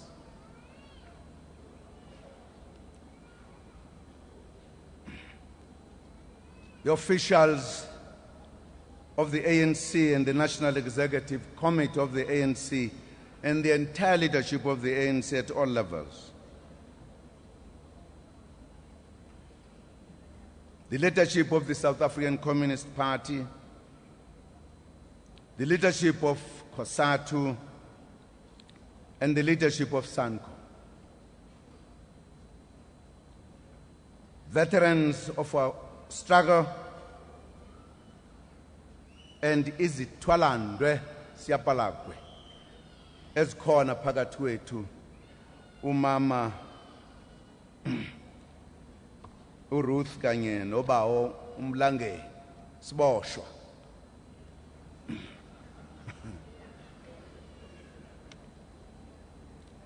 Members of the diplomatic corps, religious leaders, and traditional leaders, other sectors present here, from our society. Comrades and friends, fellow South Africans, bagayesu dumelang.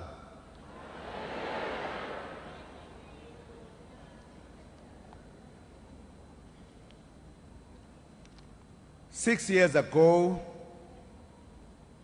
the people of South Africa proclaimed that South Africa belongs to all who live in it, black and white, and that no government can justly claim authority unless it is based on the will of all the people.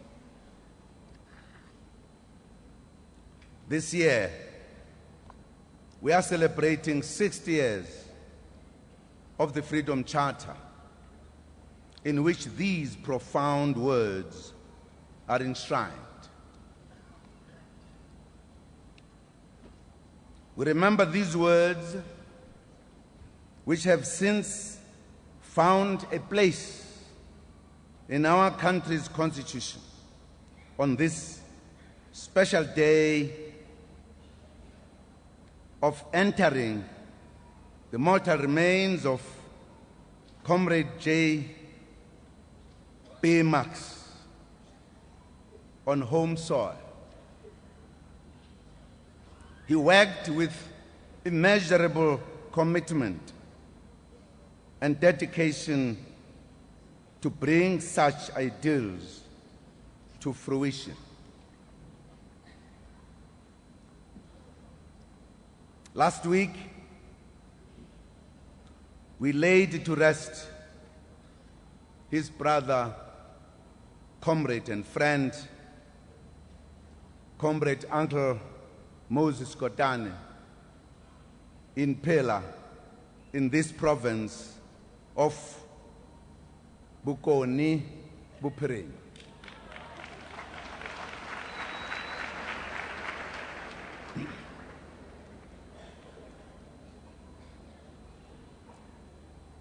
Yesterday, we sadly bid farewell to Minister Collins Chaban in Limpopo, a committed cadre who looked up to J.B. Marx and Moses Kotane.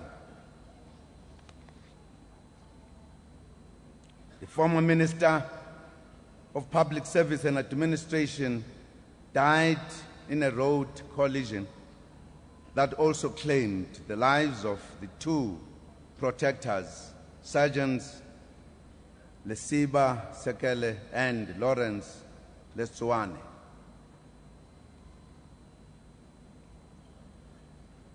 The events of the past 2 weeks have reminded us of the very rich and noble history of our liberation struggle. There are many things you don't know. You did not know that President Oliver Tambo resigned for 2 hours, one day.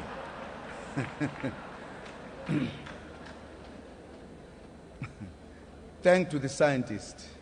We have scientists, MK scientists.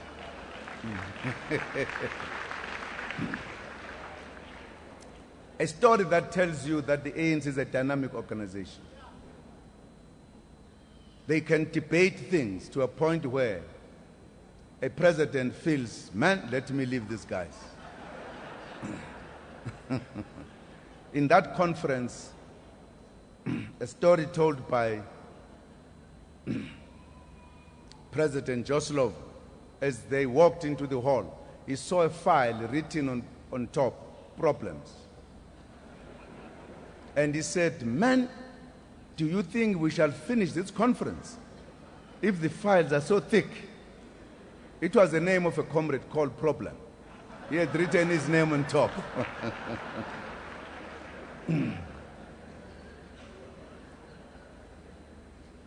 We have had the opportunity to reflect on the heroism of many men and women who sacrificed everything so that South Africa could be free.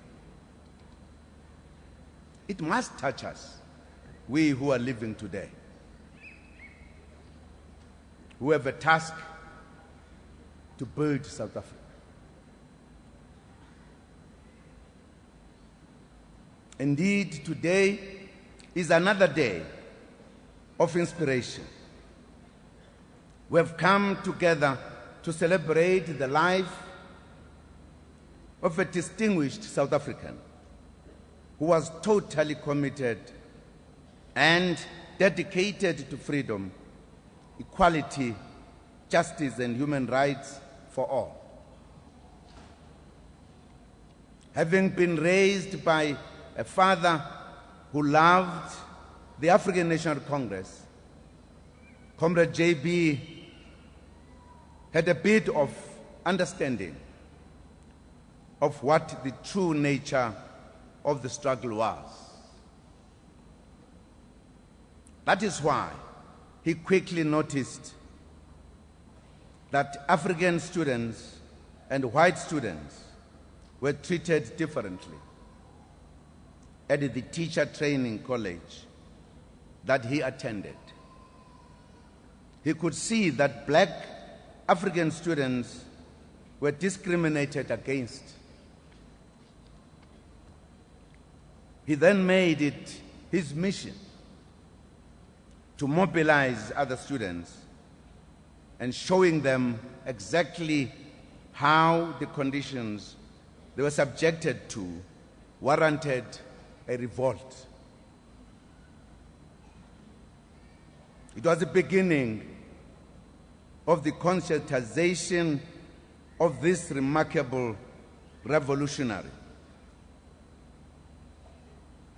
He grew to become a teacher,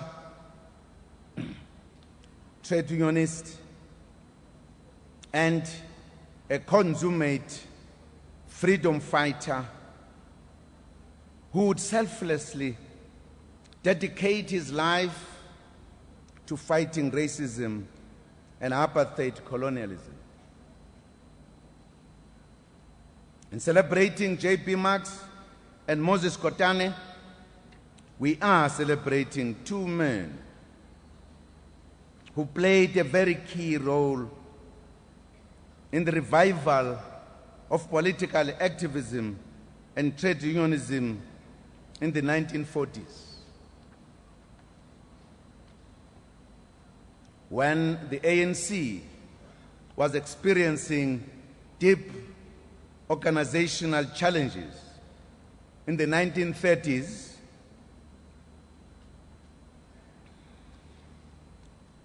signs of revival came with the Jubilee Conference of 1937, which had been proposed by Selopetema, James Talata, J.P. Marx, and Moses Kotane.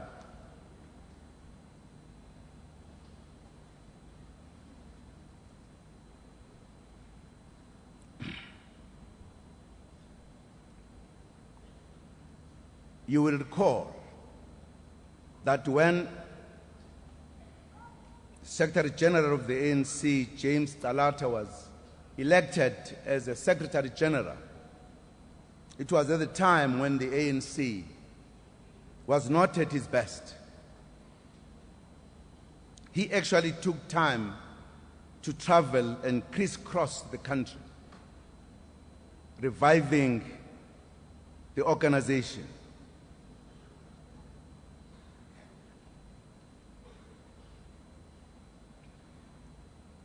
And his work was very successful because he was able to revive the ANC. But it was at the same time when these other leaders were also saying, let us revive the ANC. What is important here is that these two, J.P. Marx and Moses Kotane, had far penetrating views than just reviving the ANC. They were clear Without the ANC as a national organization being strong, it will be difficult for other organizations to survive. For the ANC represented the national interest broadly for every South African, irrespective of class, color, or gender. Because even the South African Communist Party itself had very exclusive view of society.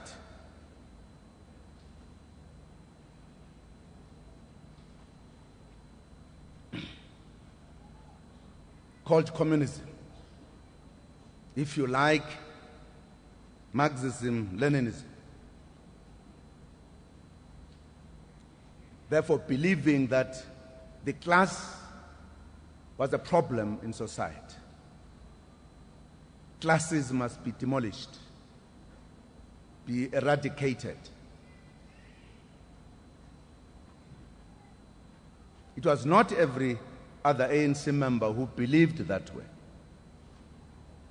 The ANC, we call it a broad church. It accommodates everyone, irrespective of your views, as long as your national interests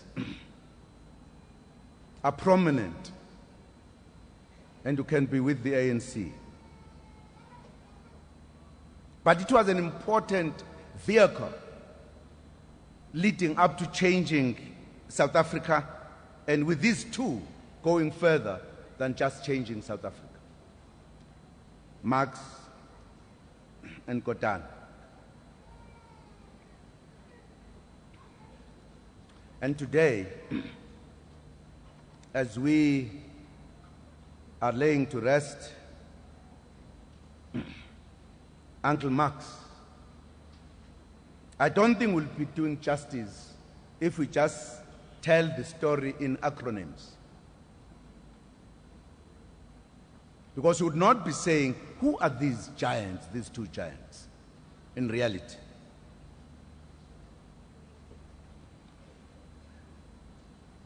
Comrade Marx in particular was one of the leaders who played a key role in the Communist Party, led anti-pass campaign of 1994, of 1944 rather, which drew 20,000 people, including ANC members. In the preparatory conference for this anti-pass campaign in March in Johannesburg on the 21st November 1943, J.B. Marx said the following, and I quote, "This conference has passed a sentence on the pass laws, the sentence of death.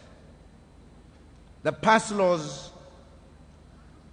are a national stigma and can only be fought by all the black people standing and fighting together.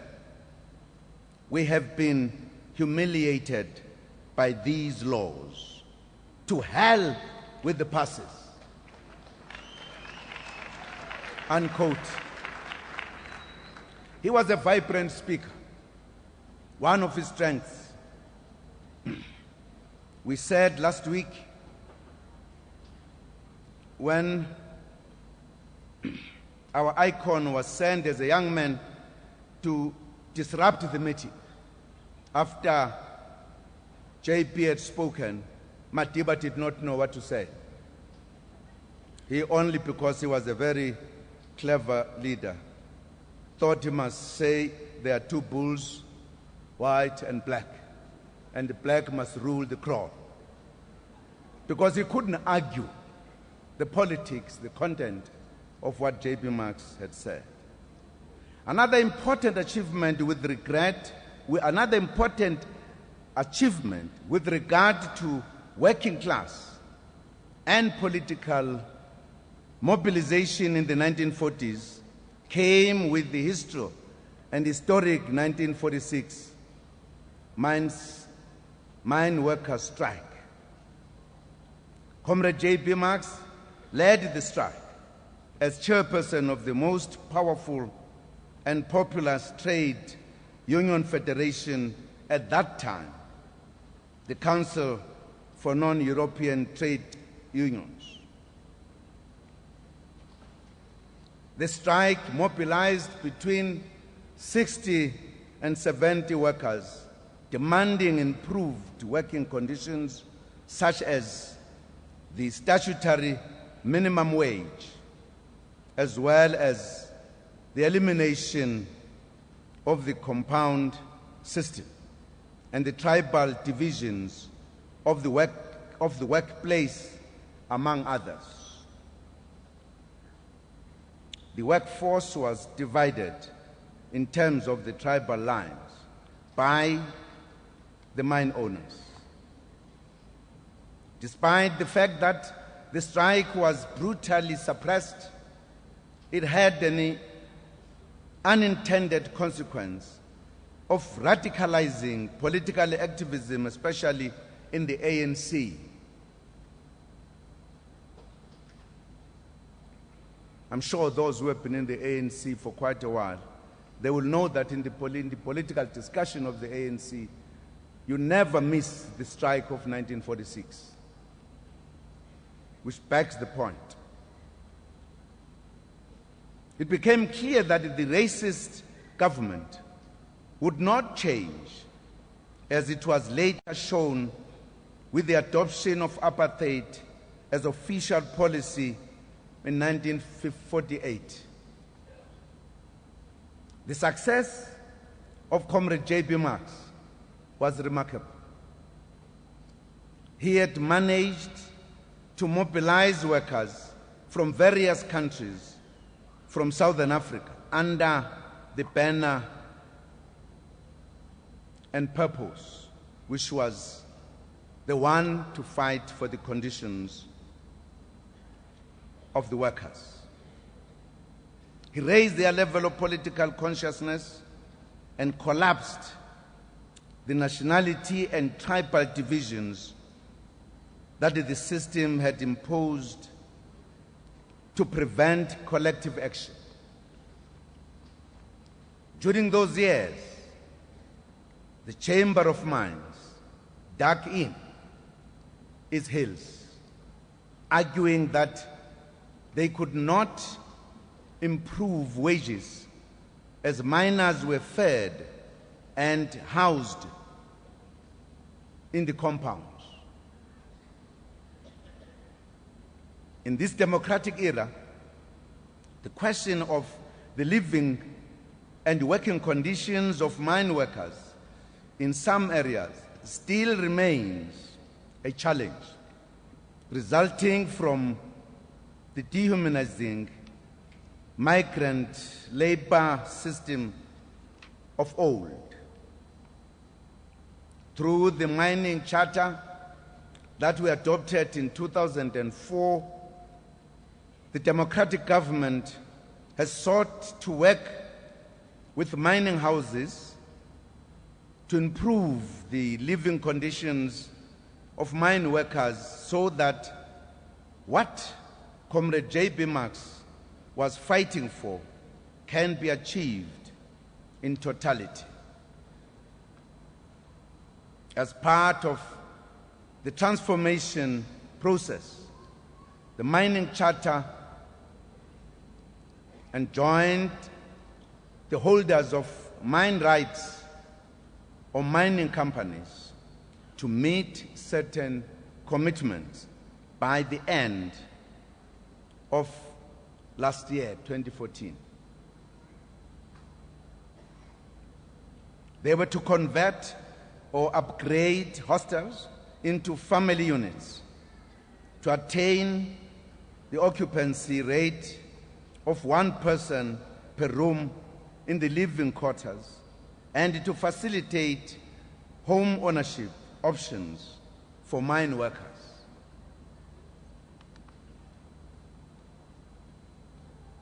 The assessment of progress made by the companies in meeting the mining charter commitments is underway, and a final report is due by the end of April. The outcome of the assessment report will be used to revise the mining sector strategy and the mining charter, as well as the alignment to the broad-based Black Economic Empowerment Codes of Good Practice. Government has also begun a program of revitalizing mine towns. A total of 2.1 billion rand has been ring-fenced for this purpose, with 290 million rand approved for informal settlement upgrading in Mpumalanga, Northwest, Gauteng, Northern Cape, Limpopo, and the Free State.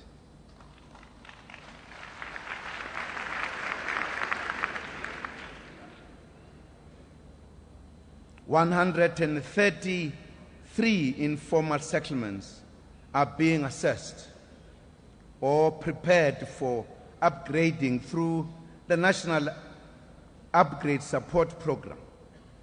32 settlements are being upgraded, and 87 housing projects are being implemented across the prioritized mining towns.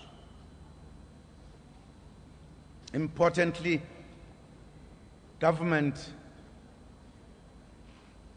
the mining sector, and the Banking Association of South Africa have signed a social contract for the development of sustainable human settlements.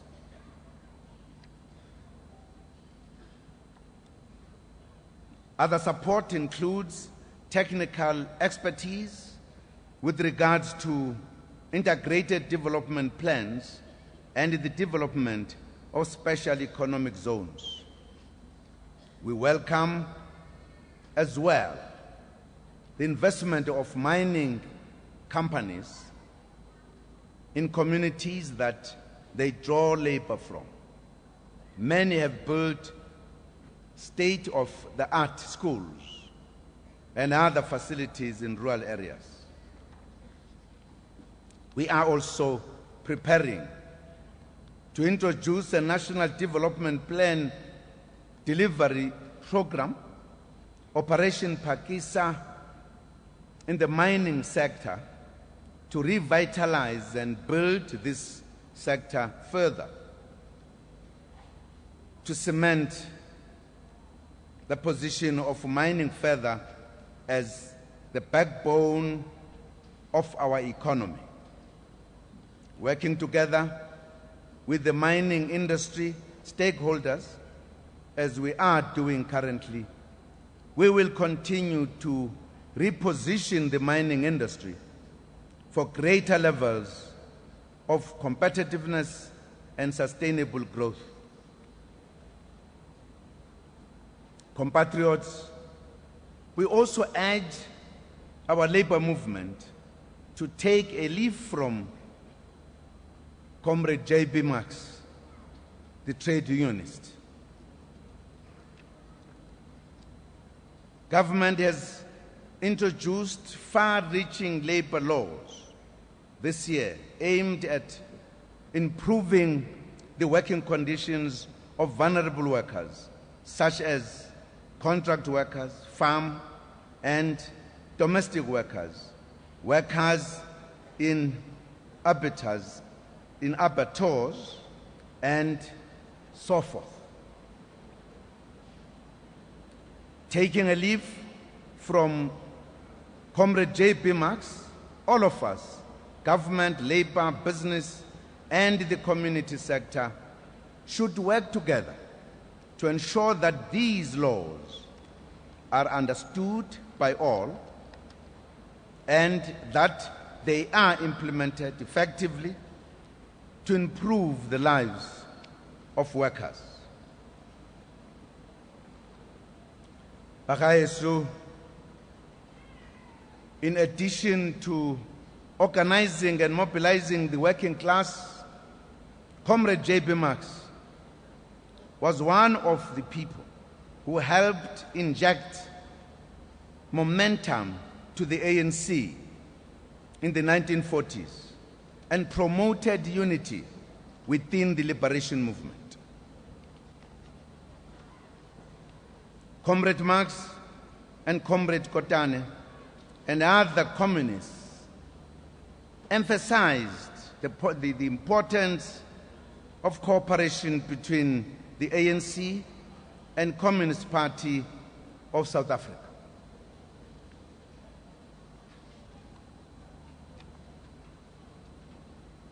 They did this in the face of fierce opposition from, among others, nationalists such as Nelson Mandela, then and ANC President General Dr. Zuma.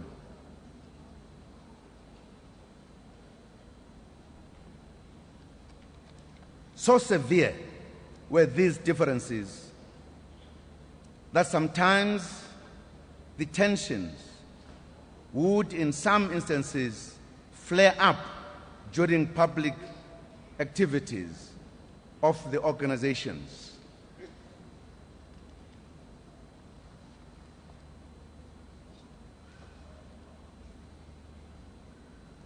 We are burying giants here who had time to attend to the problems of the organization, who did not shy away with regard to the problems in the organization, who did not gossip about them, who confronted the issues, who worked for unity without fear or favor.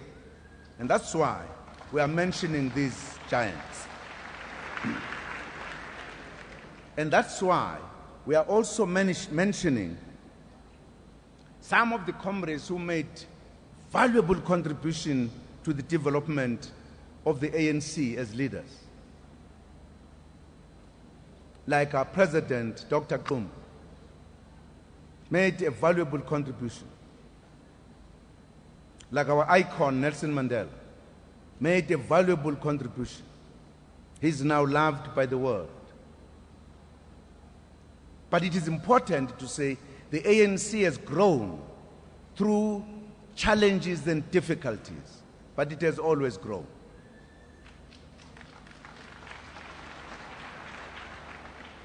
We are talking here about people who had views. We are not talking about people who shout, who don't even hear what they are saying. There is nothing even to engage.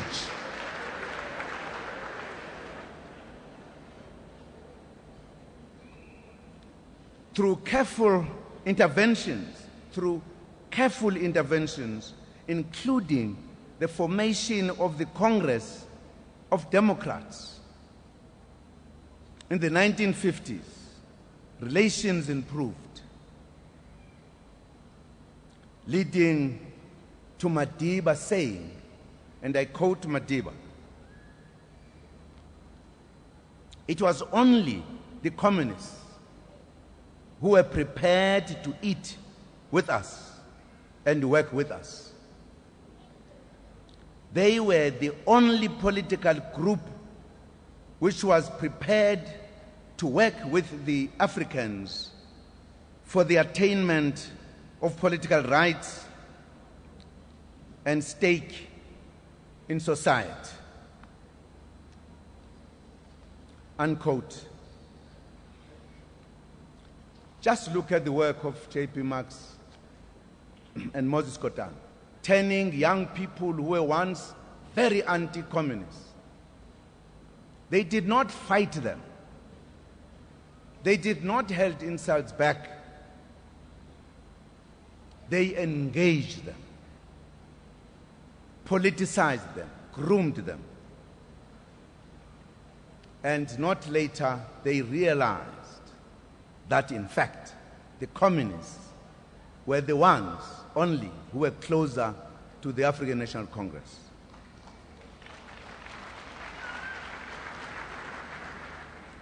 The ideological rigidity slowly melted, such that when J.B. Marx vacated his position as the Transvaal president of the ANC due to his banning in terms of the new laws in 1952, he recommended Nelson Mandela as his successor.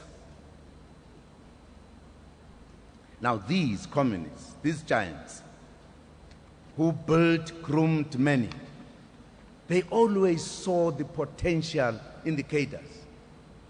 And they will work on it so that you have cadres that would indeed be pillars of our struggle. When J.B. Marx was contesting to be the president of the Transvaal province, there was a lot of anti-communist propaganda against him. But he won because he had the content. He did not have the slogans.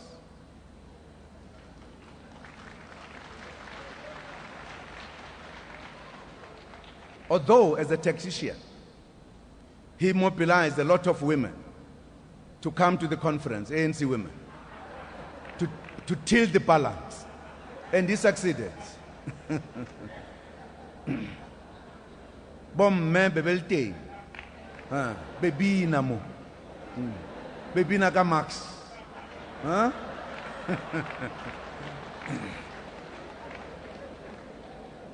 This was Comrade Marx, the unifier, a man who did not want to see artificial divisions among the oppressed and within the liberation movement. J.B. Marx. You heard from our scientist. Without consulting, he stopped the conference to engage OR and came back with OR being better than what he was when he left. That's J.B. Marx. I'm going to tell you, because I want to tell the communists too later, something they needed to hear.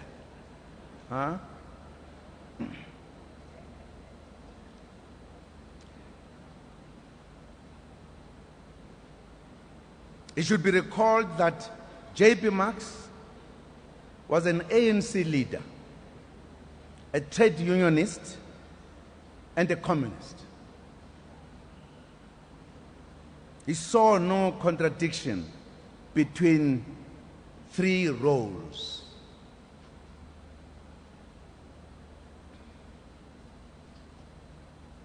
It should be recalled, and I repeat, that J.B. Marx was an ANC leader, a trade unionist leader, and a communist leader.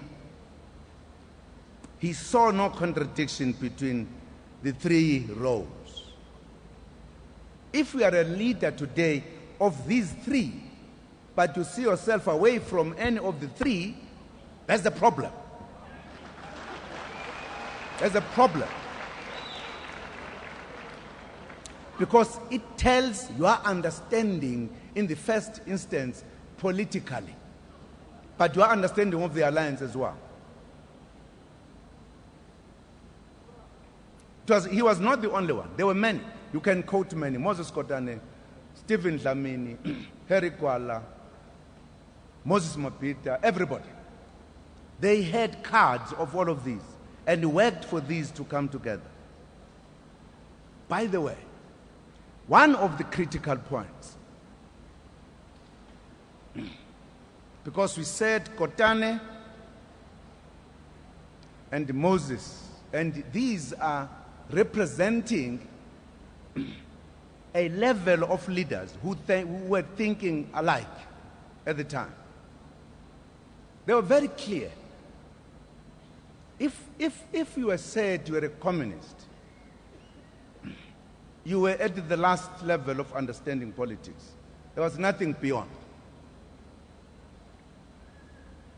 They said, when they finally created SACTU, took a decision as Marxists to affirm their belief of vanguardism of the party, that no general secretary of the Revolutionary Union would not be coming from the party, leadership of the party, as well as the president of the union.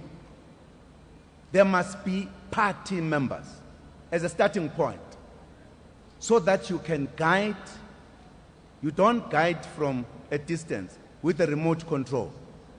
Your vanguardism must be real. It must not be pressed button.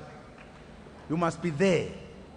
Equally, the party that was now made an African party had to have, by design, an African as a general secretary.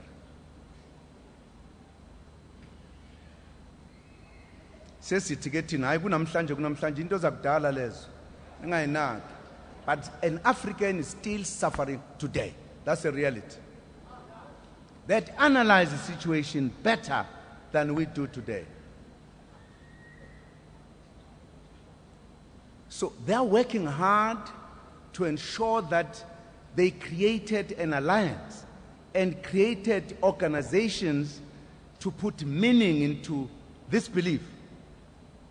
Was a very deliberate move. And that's why, if the nationalists were calling them names, it was not the issue for them. The issue was to change that nationalist into a clear political thinker in the interest of the country.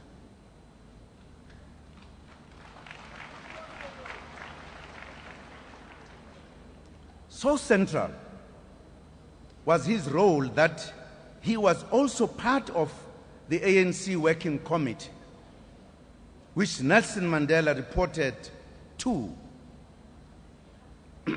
in the Lilies Leaf when he came back from his African mission in 1962.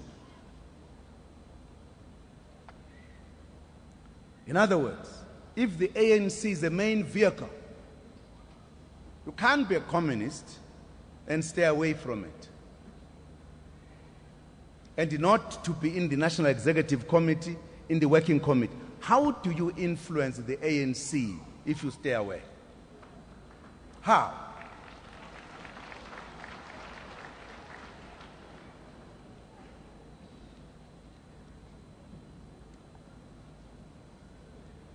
Fellow mourners, compatriots, ironically, during this year of the Freedom Charter, J.B. Marx has brought us to Ventersdorp. Here, Ventersdorp.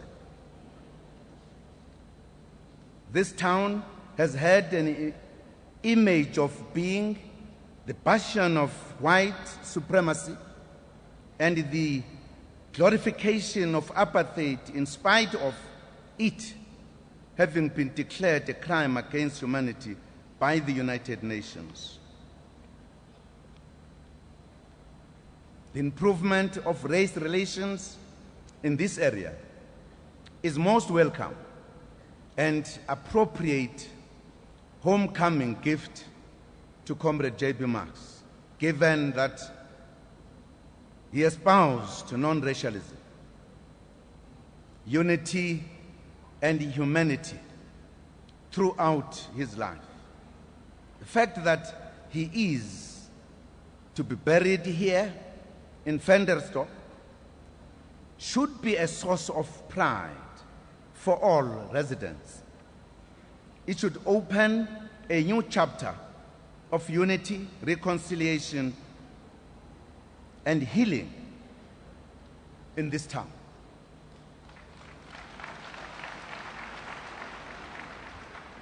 We look forward to working with the people of this town and surroundings to further promote the rich legacy of J.B. Marx. Compatriots, we cannot celebrate J.B. Marx without monitoring, without mentioning his contribution together with Comrade Moses Kotane to paving the way for our international pillar of struggle. They elevated the cause of liberation in the eyes of the world and were true emissaries of the liberation movement abroad, including Russia. We again extend our gratitude to the then Soviet Union, now the Russian Federation, for unwavering solidarity and for taking care of our leaders and cadres over many years.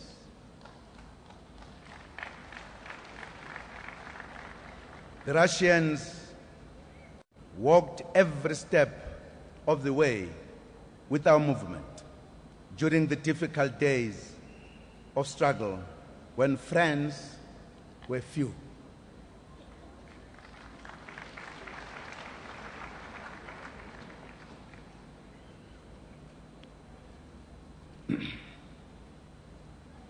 In this particular case, we appreciate the support provided to Comrades Kotane and J.B. Marx throughout their lives and in death. Uncle J.B. Marx spent over a year in the Central Clinic Hospital in Moscow at the cost of the Soviets. The same generosity was extended to Moses Kotane some years later.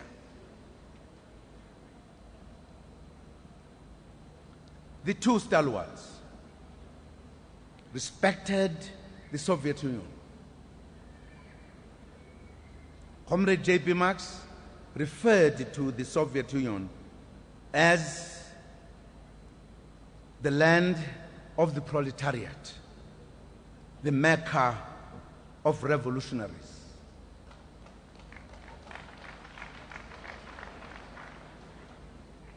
We learn, in fact, that 2 weeks before his death, Marx wrote to fellow comrade Yusuf Dadu prophetically, and he said in the note, and I quote, "I am afraid we might have to make the land of the proletariat our sleeping place," unquote.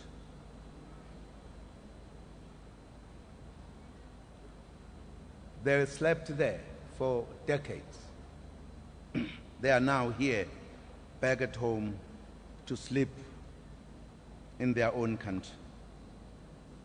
Indeed, it has been their sleeping place for decades, until the time came this year to bring them back home to the land of their ancestors. Thanks to the struggle they wage relentlessly, that have come back home to a different South Africa. They have come home to a country that belongs to all its people, equally black and white, and which upholds dignity, human rights, equality, and justice. Incidentally, yesterday, Human Rights Day, would have been the 112th birthday of Comrade J.B. Marx.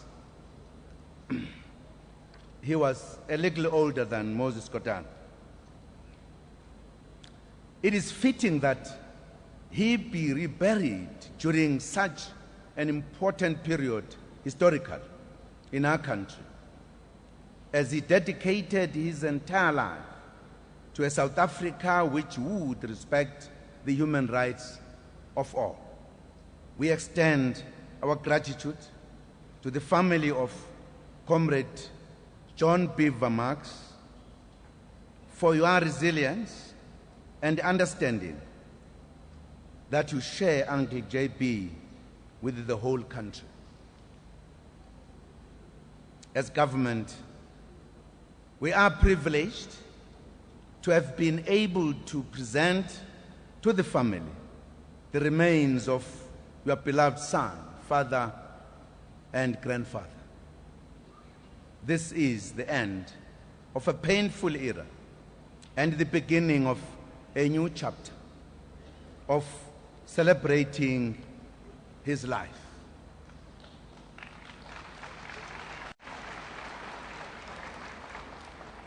We should ensure that we tell the story of Comrade J.B. Marks so that our children and youth would know about his distinguished leader, will know about this distinguished leader and revolutionary who hated racism with a passion and the oppression of people because of the color of their skins, and who wanted only the best for his country and people.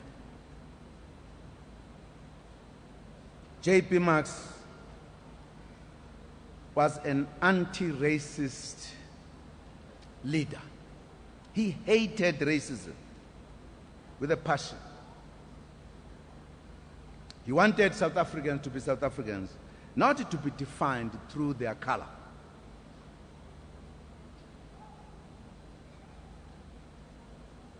J.P. Marks was anti-class divided society.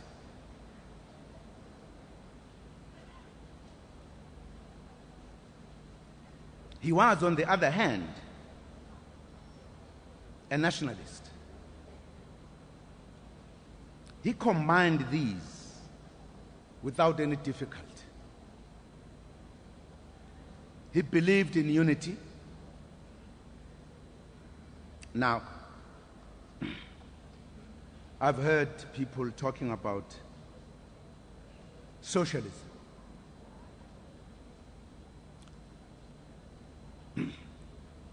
What is socialism? We always tell people, let us build socialism now. Oh, this build now is the future, but let us build it now. What is socialism? I'm doubting that people understand what is socialism, because we have never explained it. We believe this acronym is understood.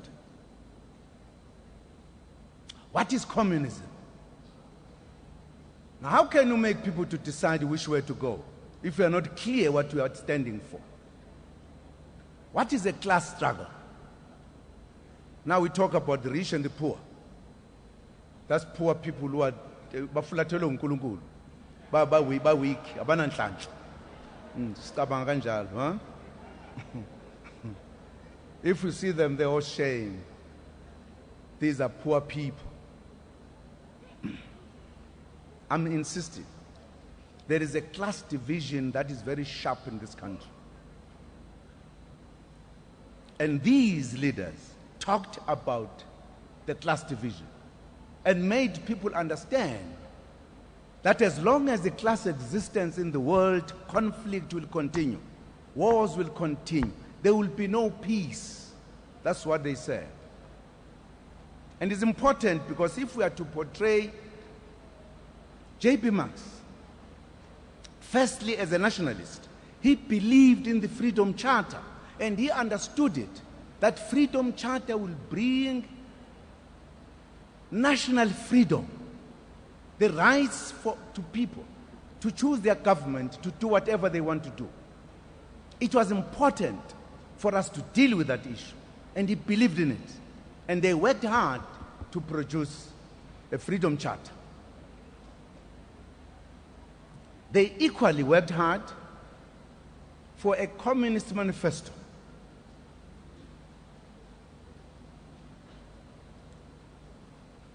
For socialism.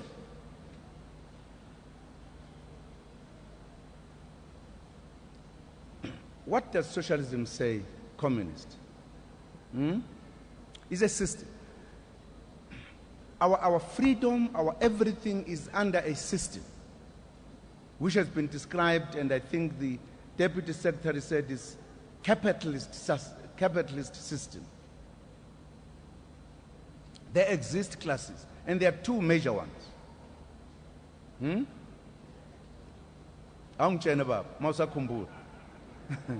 Capitalist and your poor peasant is getting almost disappearing.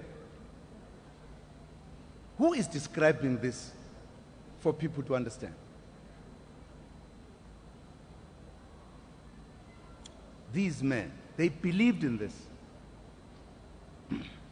And they want it now, not tomorrow. This is what they were saying. Socialist, now, capitalist society is when you have people who want everything for themselves. Don't worry about others. Others must starve, they must have everything. They sang a song, what a system, what a crime.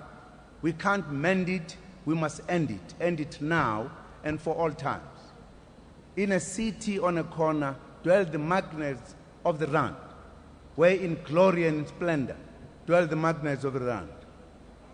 Up above the mine compound, if he joins a picket line, is a labor agitator, and his life is not worth a dime.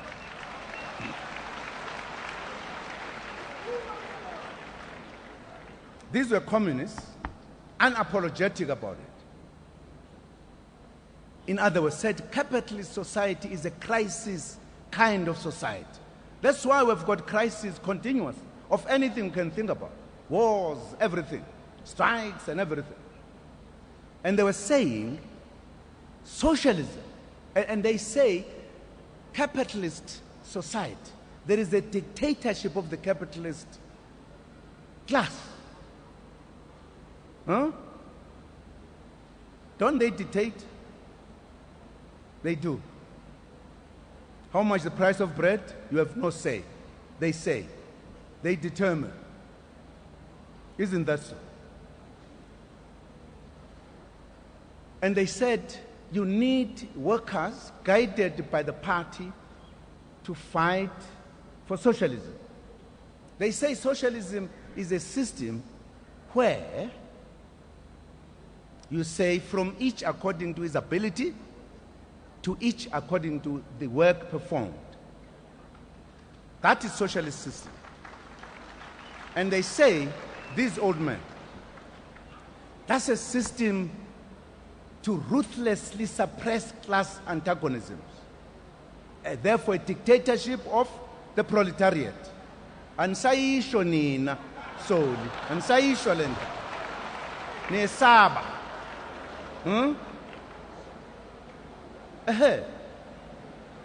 They don't talk about nationalization.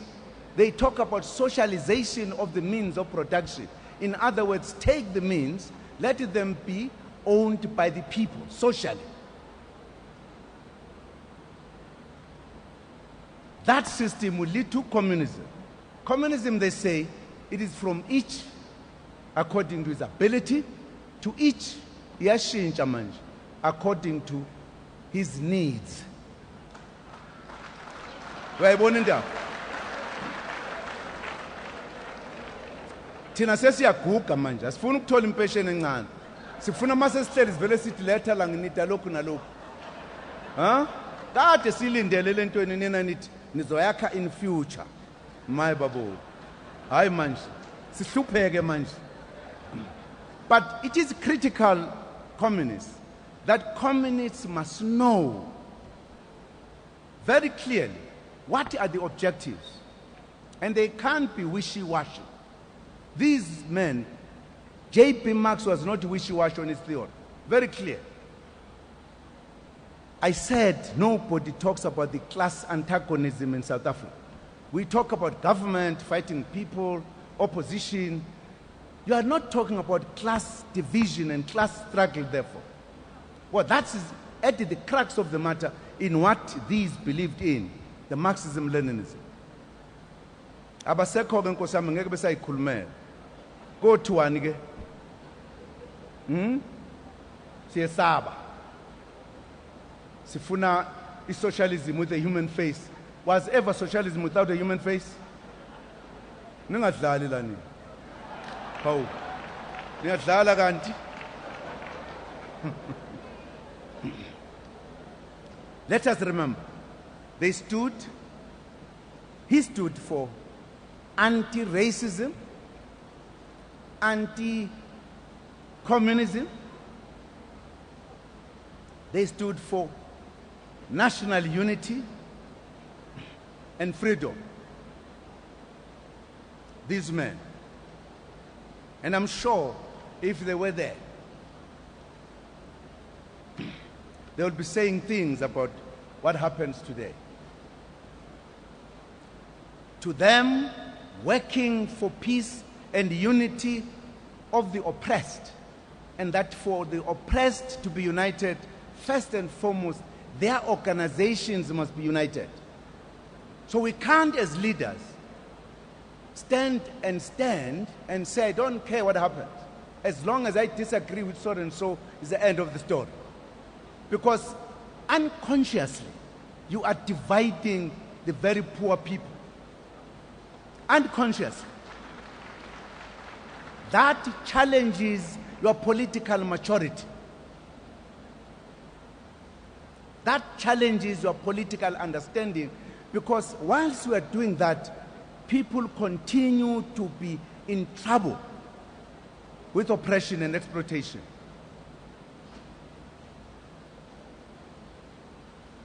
If I thought I'm a problem and I have a clear understanding, I should walk away and leave people to do something. I can't be party to disunity. Mine, I should be party to uniting all the time. Now, leaders cannot resist when they are being called to come together and unite and resist it. Why? Because I've got very, very, very strong views about so and so. It challenges my political understanding. It challenges, therefore, the beliefs and the ideology of J.B. Marx as a worker, as a nationalist, as a communist. It was through their understanding and the vision that they made the ANC to be what it is today and the alliance to be what it is today.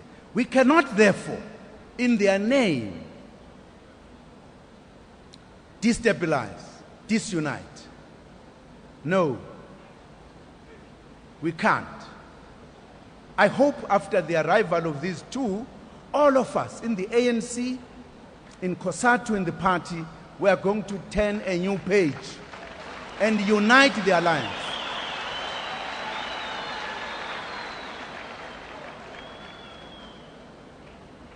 If need be, perhaps the Central Committee of both COSATU and the party and the National Executive Committee of the ANC, they must have a joint meeting, all three, at the same time, to discuss the unity of the alliance. Not one day when we are rushing to implement programs. Go away for the whole week. Sizokuza mawubhede ubhede sikulungise khona lapho.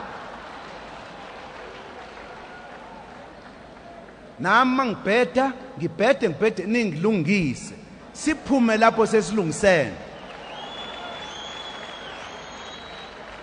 Because no matter what good policies we have, we are trying to implement to change society. But if we are disorganized, we will never succeed. It's better we put some work aside for the week, we go somewhere, all these three, and actually say, what is the problem?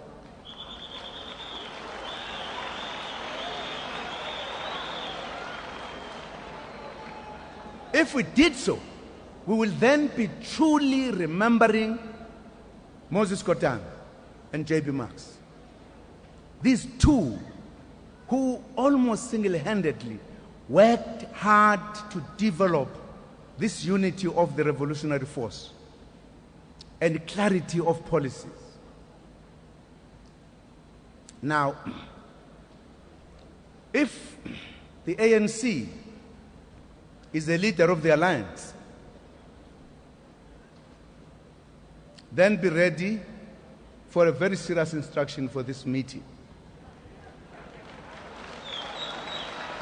from the ANC. Because we cannot continue. You are not aware how much our enemies are mobilizing to destroy us.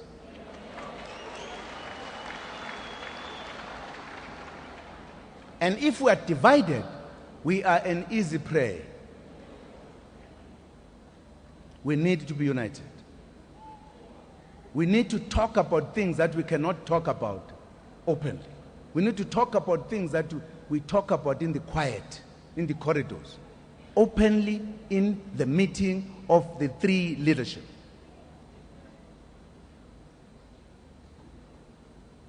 I think the time has come. We now have all our ancestors of the alliance in South Africa when these two have come back.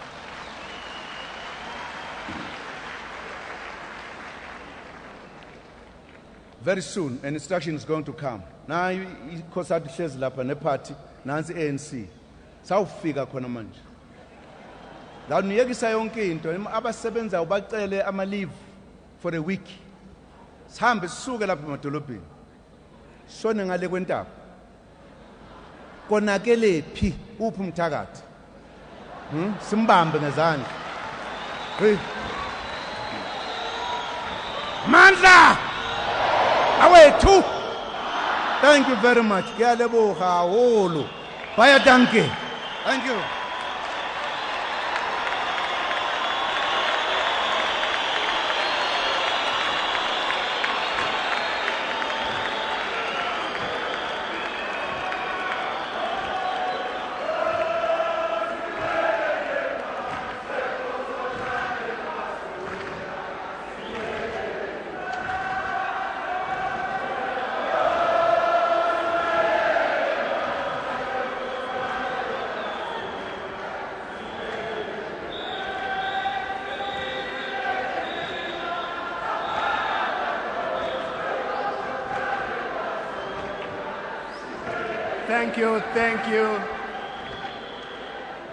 Thank you, Mr. President, for such a moving tribute and eulogy to our late Uncle JB.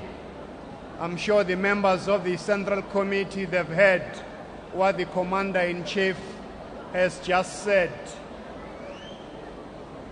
Can I have your ears? I'm sure, Comrade Soli, the members of the Central Committee has heard what the President has said about the way forward. If I can say it in German, vorwärts mit die sozialistische Revolution beim Hunger und bei Essen. Vorwärts, proletarier alle Länder, vereinigt euch.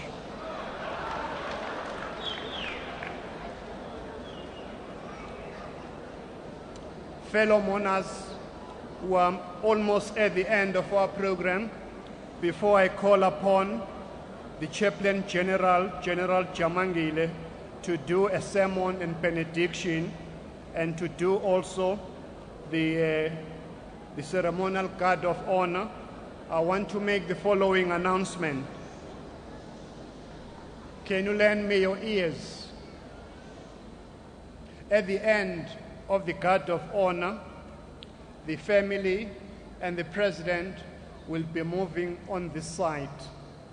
Those who have accreditation for the burial site, you will know yourselves because of the accreditation that you have, amongst others, members of cabinet, premiers, the judge president, alliance officials and members of the NEC, PEC, mayors, and the members of the diplomatic corps. Without any further ado, General Jamangile, sermon and benediction.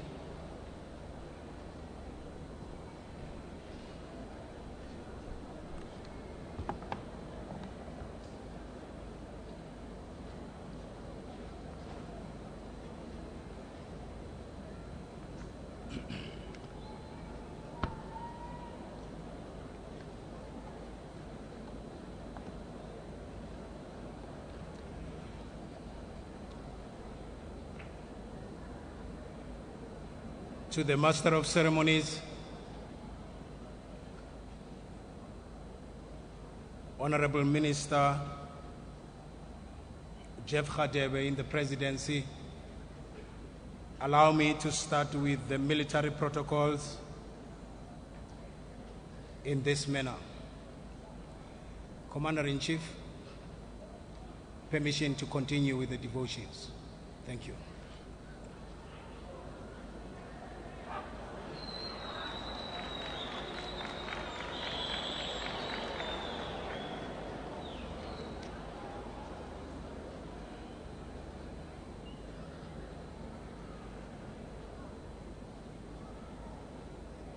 The protocol has been respectfully observed.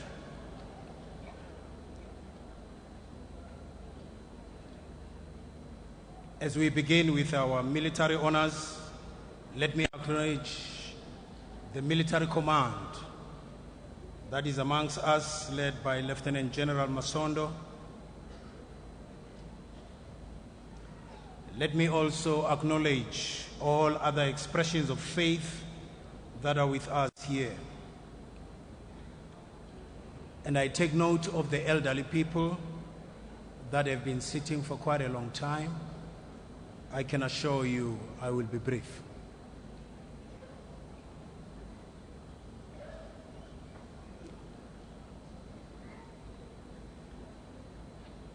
I believe we have come here this morning because we are compelled by God's word to mourn with those who mourn. We have come here because we are deeply aware that death is a common experience that binds us all together. But we are aware that the grim reaper death does not speak the last word. God speaks the last word, and his word is always good.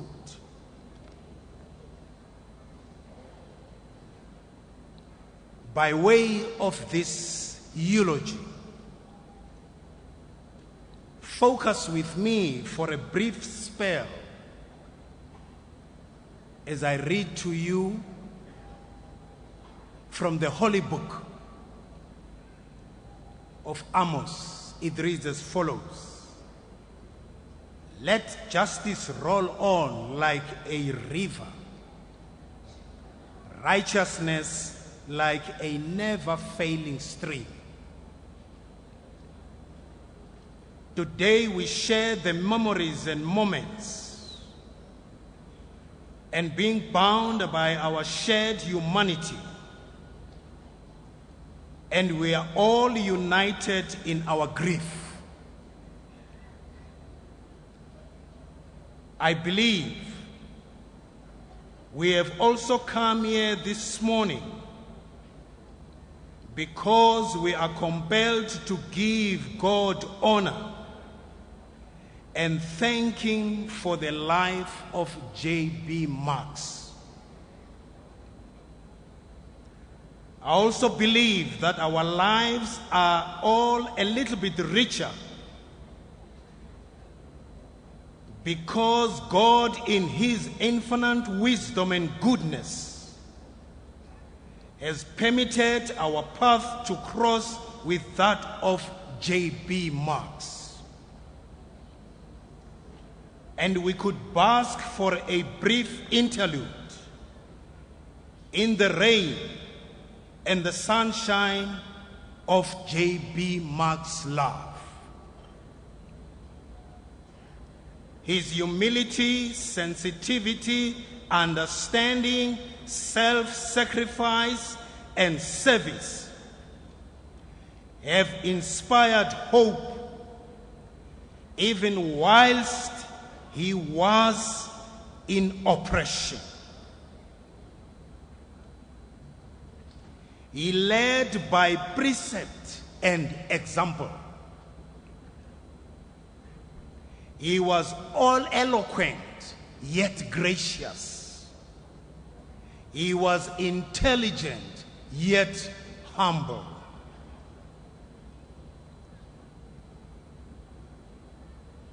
God allowed hope to feed his faith and lift his spirit, and in so doing, he became a living testimony that we are to meet tribulations with triumphant fortitude. He visibly demonstrated by his that our testimony is defined by our walk with God and our fellow men. What J.B. Marks expounded with his lips, he exemplified with his life.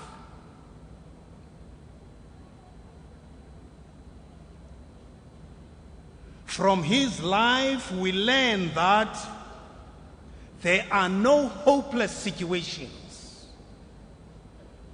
but there are only people who have grown hopeless about themselves. His was an unshakable belief that tomorrow will be better than today. In conclusion, J.B. was God's gift to our nation. J.B. proclaimed that humanity cannot exist without honor, reverence, truth, and integrity.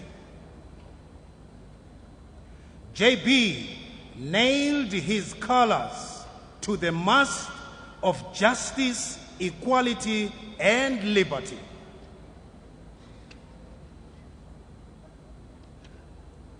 J.B. he was committed and consistent in his quest to be an agent of change. J.B. became a long-distance freedom fighter for all oppressed, rooted peoples in black doings and suffering. We are glad today that John Beaver Marks is regarded as one of the towering figures in African nationalism. Thank God he has come home in a free soil of his native land. Thank God he has come home after 50 years of protest for positive change. John Beaver Marks is home. John Beaver Marks at last is home. John Beaver Marks at last is home. God bless you all.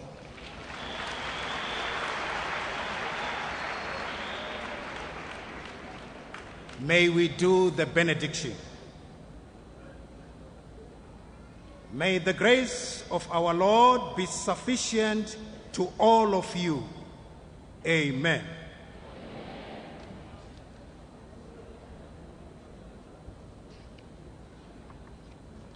We now observe the military honors as follows.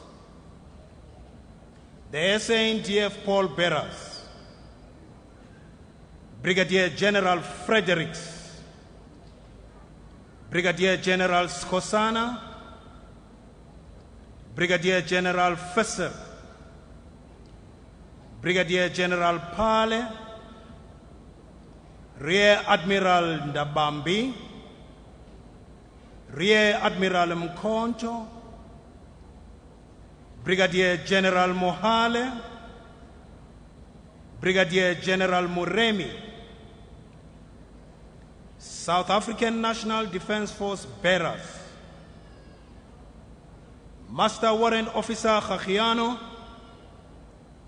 Master Warrant Officer Mukwena, Master Warrant Officer Appelgrein, Master Warrant Officer Lottering, Master Warrant Officer Ferreira, Master Warrant Officer Zotetsi, Master Warrant Officer Mutamai, Master Warrant Officer Maluleka, and Chief Warrant Officer J. Bilili, Warrant Officer in charge of the bearers.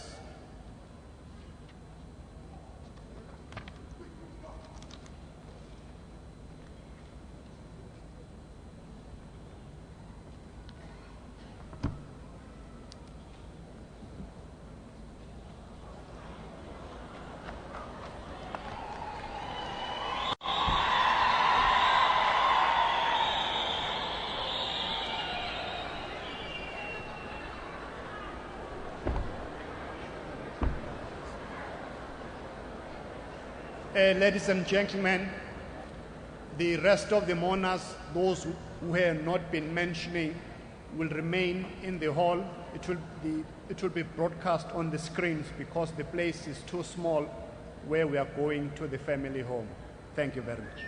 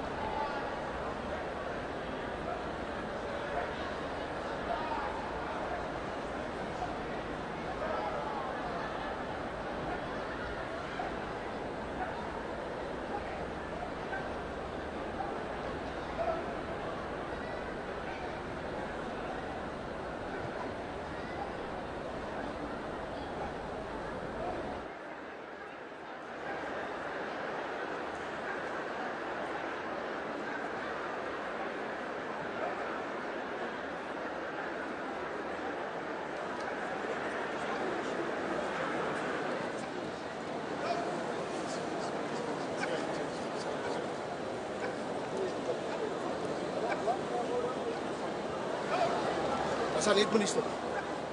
Sanir moet stoppen. Wees ten deze.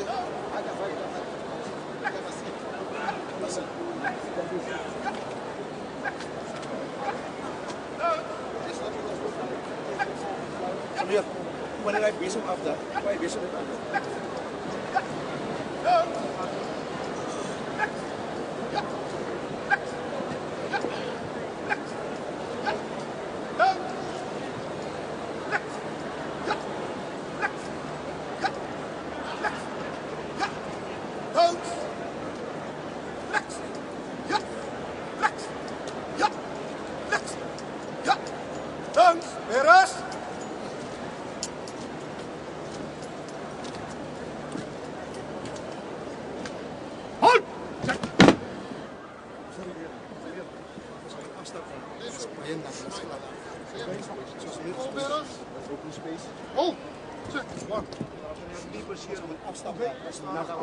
Right, stand steady.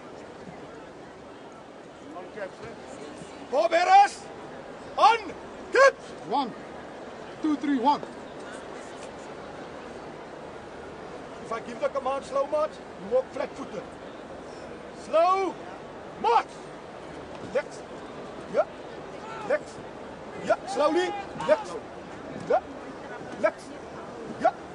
Legs. Yeah. Legs. Yeah. Legs. Yeah. Legs. Yeah. Legs. Yeah. Alleen maar. Nee. Ja.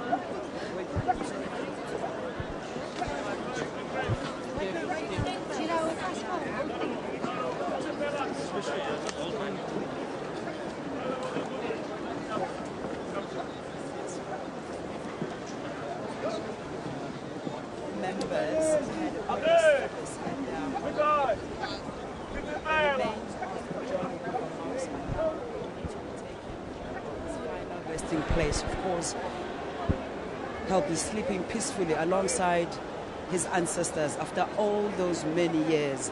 Later on, we'll be speaking to Advocate Sonwabile Manqodwa, who will be telling us more about the heritage that we have now received by having the remains of all those struggle stalwarts, what will happen, what has happened up until this point.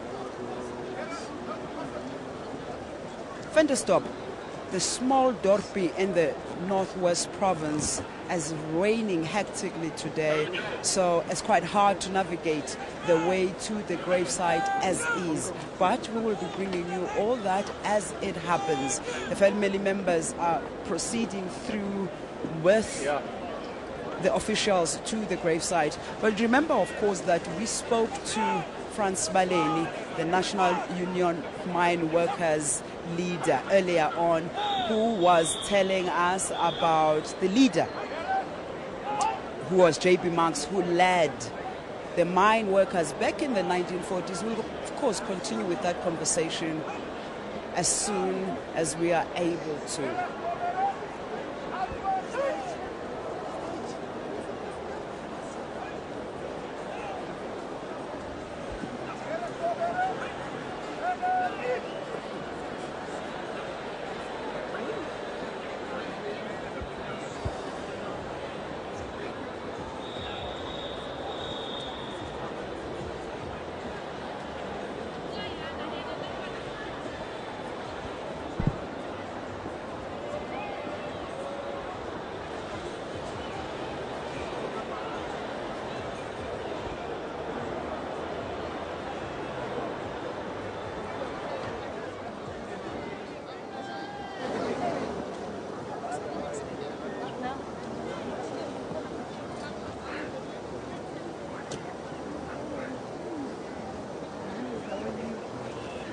John Beaver Marks, or as his comrades knew him, J.B. Marks, or Uncle J.B. Marks, has been described here specifically by President Jacob Zuma as a consummate leader, a leader whose main interest or major interest was just to ensure that his people, his country, were liberated from the claws of the draconian apartheid government. A nationalist, a communist, and a trade unionist. Of course, more in particular, a trade unionist who left his profession being a teacher to ensure that he led mine workers in 1946 whose demands were a mere increment of 10 shillings. And yeah, you heard it right, 10 shillings at the time. We're now going to continue with the conversation we left off earlier with the NUM's Frans Baleni. Thank you for being a good sport earlier, of course, for the benefit of our viewers who didn't know what happened. We had to shove him and put him straight back to his seat because the procession was continuing at that point. But just your impressions today, as all speakers were talking about this particular consummate leader. We're indeed heartened by the positive response of mourners and speakers about this stalwart, who was a very good example, a trade unionist who planted seed for mine workers, for their lives to be changed. Not only mine workers, as you know, he was also the leader of the non-European African Union, which is like a federation of the time, like we have COSATU today. Now, the very little known leader, especially by ordinary South Africans, but the leaders here were telling us that it would be amiss of us to not know what kind of significance he's had, the contribution he made to this country. He played a very important role to free South Africa. And today, that's why it's so important that all of us must value this freedom, which means it must not be freedom about individuals. It must not be freedom about office position. It means everybody must take this freedom so serious. He sacrificed his life. All of us must ensure that there's better life for all. Mine workers, workers in general, his life must be different given the role J.B. Marks and others played for us to be free. Many leaders here today who took to the podium to speak about the legacy of John Beaver Marks, it would seem like they would like to ensure that leaders today are like him. In fact, it would seem like they were criticizing each other for not espousing the same skills of a leader like he did. It is very clear that in our times, in the alliance, there are certain lessons we need to learn. We need to do a reflection about ourselves, about the future. The critical moment we experience is that leaders think about themselves. There is lack of organizational discipline. What we're told here is that J.B. Marks understood organizational discipline. Sometimes a decision is taken, you don't like it, but it's a collective decision, it's binding on you. You can't go astray unless you have no discipline and no regard for the organization. These are the lessons which we have learned about J.B. Marks today. And what did you say in particular to the leaders today? You and I are aware, for instance, that the largest federation of workers in this country, COSATU, is on the verge of possibly splitting. And if you look at what has been happening, it would seem like those leaders want to work for their pockets, not particularly for the workers that they say they are leading. It is important that we show as a legacy to J.B. Marks that we are not going to destroy what they've built so hard. Remember, they have contributed with their life to build this country, to build the ANC, to build SACP, to build labor movement such as COSATU. Now, any leader who take this for granted is a leader who says, I want to walk out. I don't want to be part of the family because I don't see myself to take the leadership examples which were led by J.B. Marks.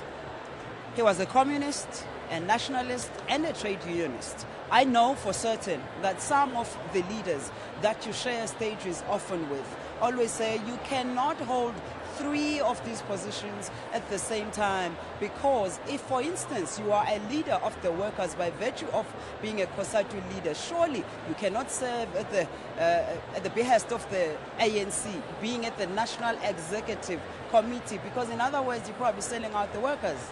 Clearly, we need to know that there are some leaders who have been parachuted in leadership. There are leaders who took up leadership positions without being grounded and grinded in understanding the Congress movement. To a point, there's an understanding that you can live in these 3 organizations, respect them as autonomous. Anyone who deviates from this old culture and principle, it means we must send him back to a political school to be further deepened to understand the Congress movement. What then happens? I mean, you say they should be sent back to a political school. What we are witnessing as South Africans is comrades purging one another. As an example, there's a lot of people, especially political analysts, who tell us that what we witnessed with NUMSA being expelled from COSATU is a mere case of comrades purging one another because they no longer share the same views. It is not about purging one another. It's about responding to anarchy. Clearly, when there is deviation from existing principle, founding principles, there must be consequences. Any organization, church, your SABC, there are certain procedures and rules. If you deviate, there will be consequences. In these instances, there was consequences of NUMSA being disciplined. It still has a recourse of appealing. Our call, general, is that there's an element of populism within the leadership. There's an element of short-termism.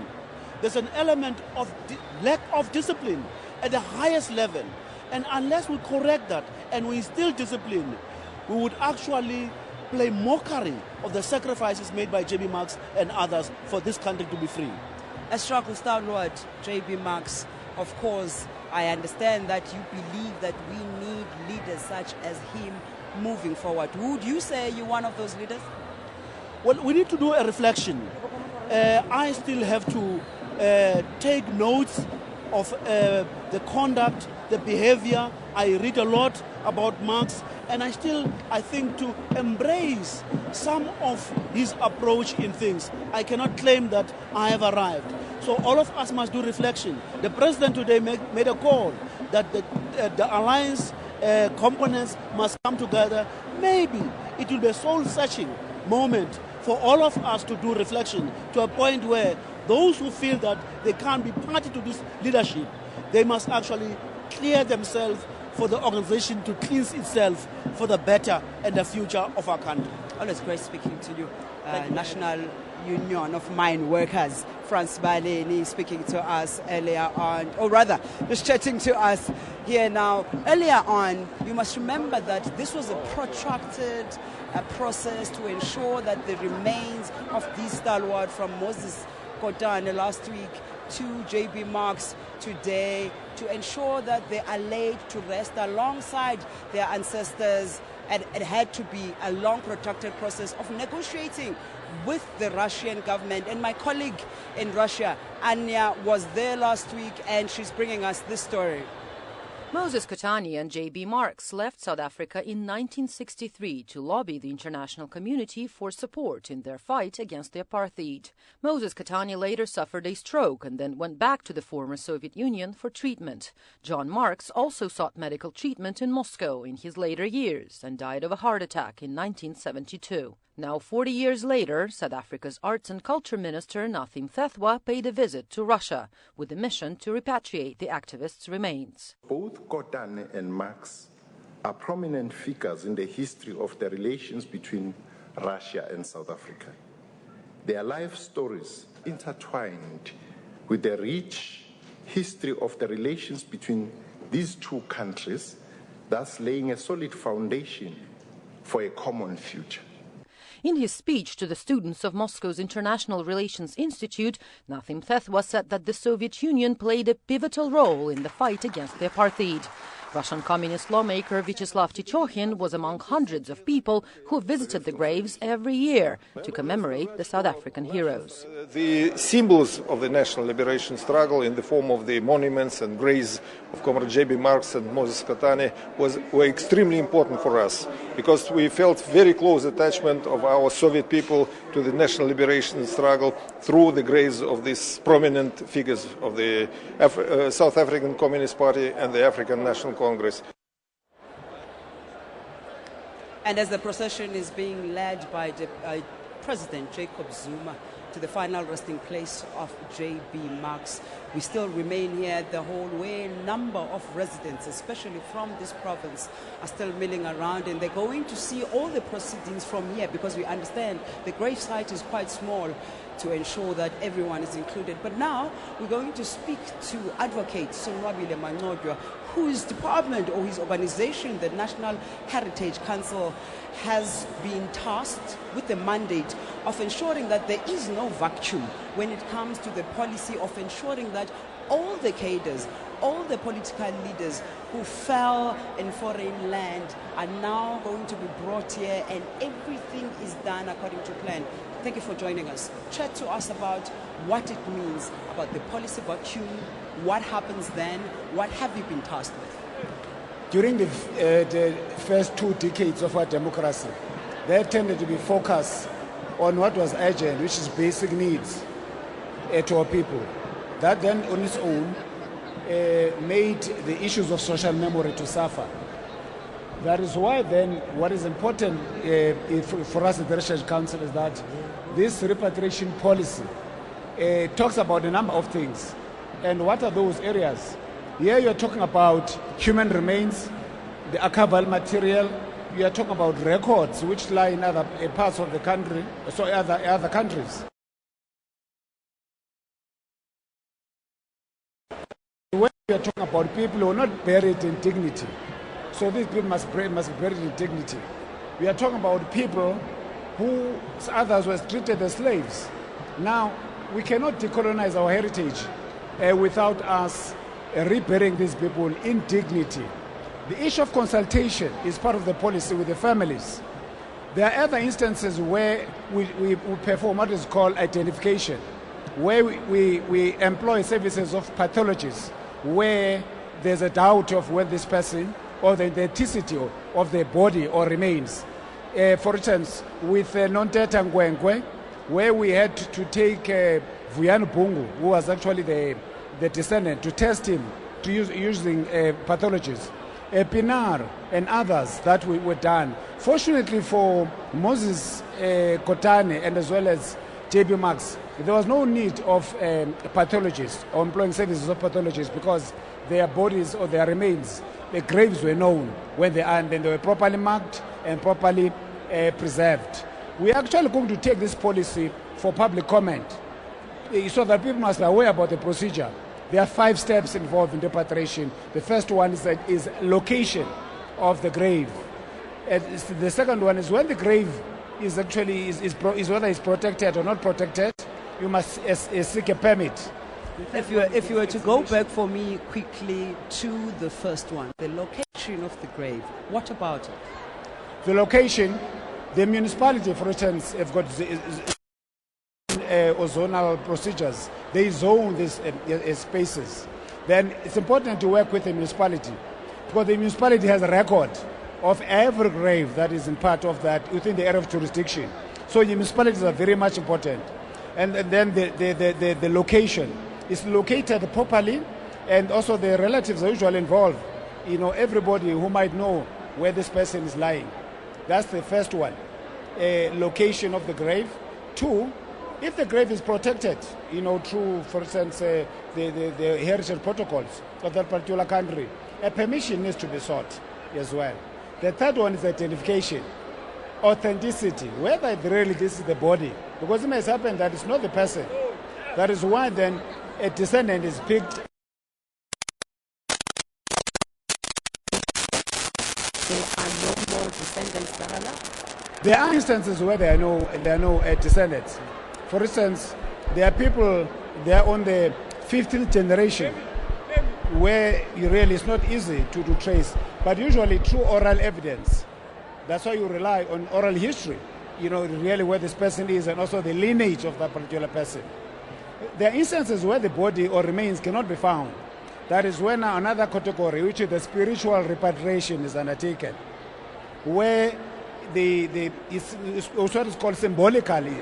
You are performing your rituals, you know, as if you are actually taking this person, and yet you did that to Unxele Makanda. He was actually repatriated. That what was called intra-repatriation. I'm going to talk about intra-repatriation because you either take somebody from outside the borders of the country or you take somebody within. That's what is called intra-repatriation, from one province to another province, from a museum to another museum. Those are the categories that are actually involved. Then the exhumation. The exhumation must also take place in terms of certain protocols. Usually also spiritual and rituals actually they taken so that the spirituality is also respected. For instance, when we repatriated Troy, Europeans thought that it could actually package remains of a person, put them in a paper bag and just send them to South Africa. And our people said, no, we don't do that. We perform rituals. We go to the mountains to ask for a permission from the ancestors. So that's what is called. That's why in South Africa, for instance, we've been part of, you know, what is piloting what is called a convention on intangible heritage, because we are rich on indigenous wisdoms as Africans. So this process has also, you know, unveiled or mapped out our own identity, which is so emotional. This process is emotional. Then the last one is reburial. Then when somebody is then reburial, there must be dignity. The municipality must be consulted, like the municipality of this place, consulted. You know, SARA must also do its work, which is the Heritage Resource Agency, in terms of all the procedures for that grave to be properly marked, and then it's also protected. Now, once the grave then is protected, it then becomes part of South Africa's national estate. And this is where now it becomes part of our own heritage. Then, beyond reburial, it is actually memorialization. Now, the ANC government has been accused in particular of only choosing cadres who have fallen in the foreign lands to come to be repatriated and be reburied at home. How is this process? How do you choose who is prioritized or who indeed comes through to be reburied in their homelands? I think it's a two-way process. There's a research that bodies like the Research Council are doing, and that research is also tested through consultation. We know you know who's lying outside the country, and people who have not been reburied. There's a record of that. And secondly, we're also approached by relatives of people. Anybody can approach the bodies responsible for repatriation, like the National Research Council of South Africa, the South African Resource Agency, and we know what to do. It's not only cadres of the ANC. This process is a very neutral process. It's governed by protocol of the country. You know, it's not selective. It's a very open process. For instance, right now, through these repatriation policies, we are calling upon for a responsibility. There's a responsibility and roles of what you call ex-freedom fighters across the political spectrum, the PAC, the ANC, those involved in APLA, in MK. Because this process is also governed by protocols, UNESCO protocols as well. These were prisoners of war. That's why we've got war graves, from Second World War, First World War, and so forth. So this process is not just a party political process. It is a process that is governed by UNESCO protocols and instruments that we're also a part of. And the journey is still long. Fortunately now, we've got municipalities. They've also bought into this program of reburials, identification of these icons. And it's a process which really, without it, the nation building project will not be complete. Because remember, our responsibility, as led by Minister Mteto, is social cohesion. No country can cohere socially, and there could be no unity if the dignity of people is not accorded this space. That is why many countries have gone to war, because people thought that their dignity has not been enhanced. The war that has engulfed Israel and Palestine has not just been about material issues. It has been about dignity. So countries go to war if people feel that their dignity is not enhanced or is not respected. Hence, this process is very much important. You're telling us as the National Heritage Council that this is actually a process, it's a journey. And as I was about to ask you, how long or how far have you gone as the National Heritage Council to ensure that this process is in fact complete or about to be completed? We've done a lot. I remember the first repatriation was that of Sarah Batman, which was done successfully. That was the first repatriation. We have seen, for instance, Pinar, a class Pinar. We see now the two icons, JP Marx and Moses Kotane. It's a long process. We've seen inter-repatriation of Ngele. There's a repatriation that the country is also talking about now of Chief Davis Tierman, 240 years after he died in South Wales, in Australia.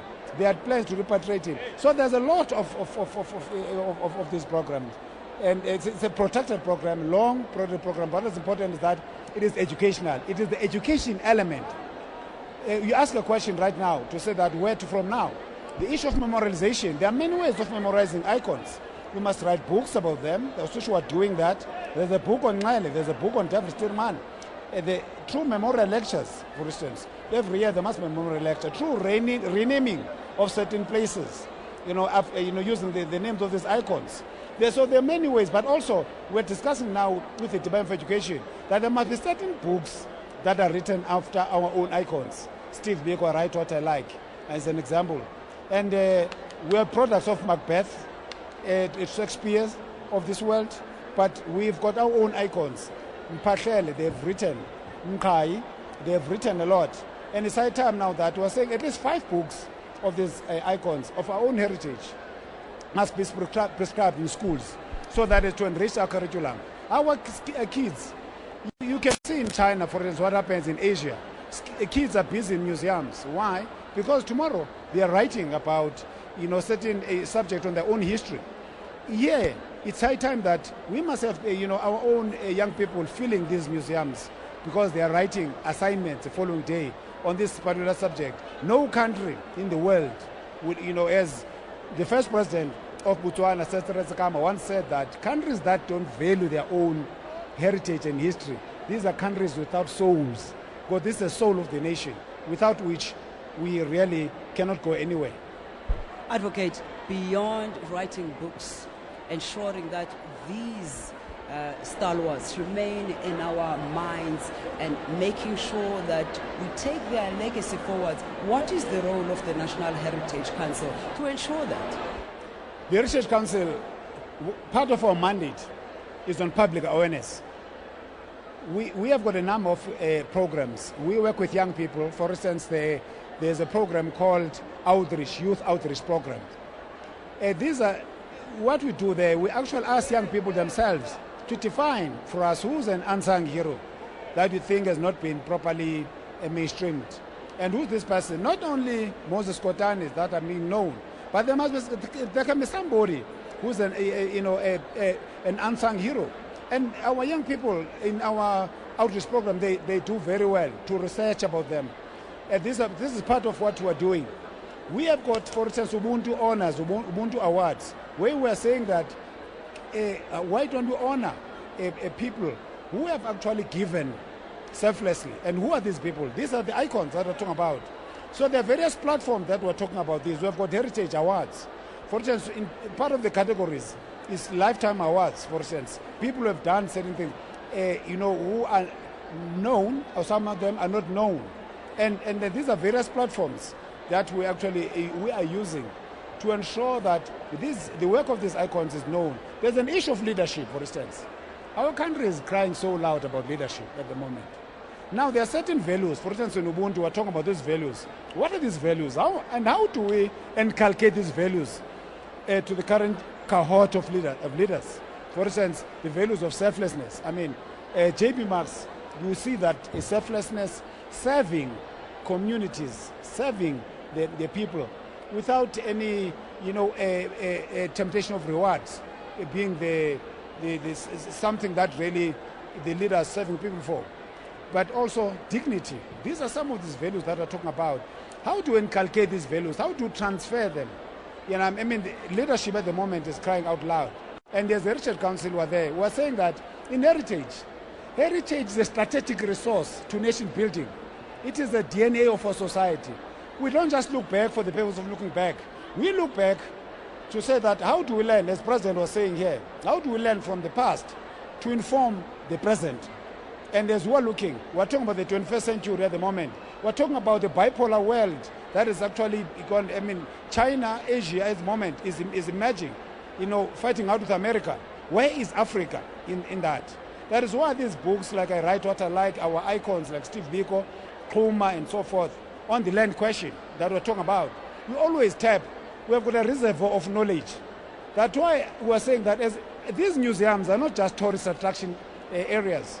Yes, they attract tourists, but these are reservoirs of knowledge. These are reservoirs of knowledge. These are institutions of excellence.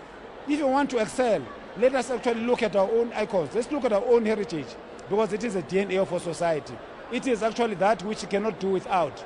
Not only in the development planning, we're saying that it's important that we look at the role of heritage as well, so that we don't just look at econometrics. Let's also look at issues of social memory, because social memory plays a very important role in a country. There's nothing as bad as leading an angry nation. That's what he said. It's nothing bad as also leading a nation that cannot cohere. We're actually building a country right now. And what is also important is that's why in 1994 we spoke of a rainbow nation, because it's a nation in making. So for us, that's why these national days, it's part of nation building. How do we honor them? How do you honor these icons? But also, how do you ensure that we are able to build a nation? Because ours is a nation in making. That's why in these national days, we are also saying that we're making a survey right now to say that how do we ensure that our national days, are real appeal to South Africans, black and white. And these are issues that the Heritage Council are grappling with, which is the issue of the soul. Advocate Sonwabile Mangojo, I'm sure you and I can chat the whole day, because there's a whole lot of information and interest, and of course to make sure that we keep the legacy and the dignity of these leaders going beyond just the reburial of today. Very few of them are known, unlike, for instance, what reburied, whose memory was mainly kept alive by Kotane, who is 103 years old this year.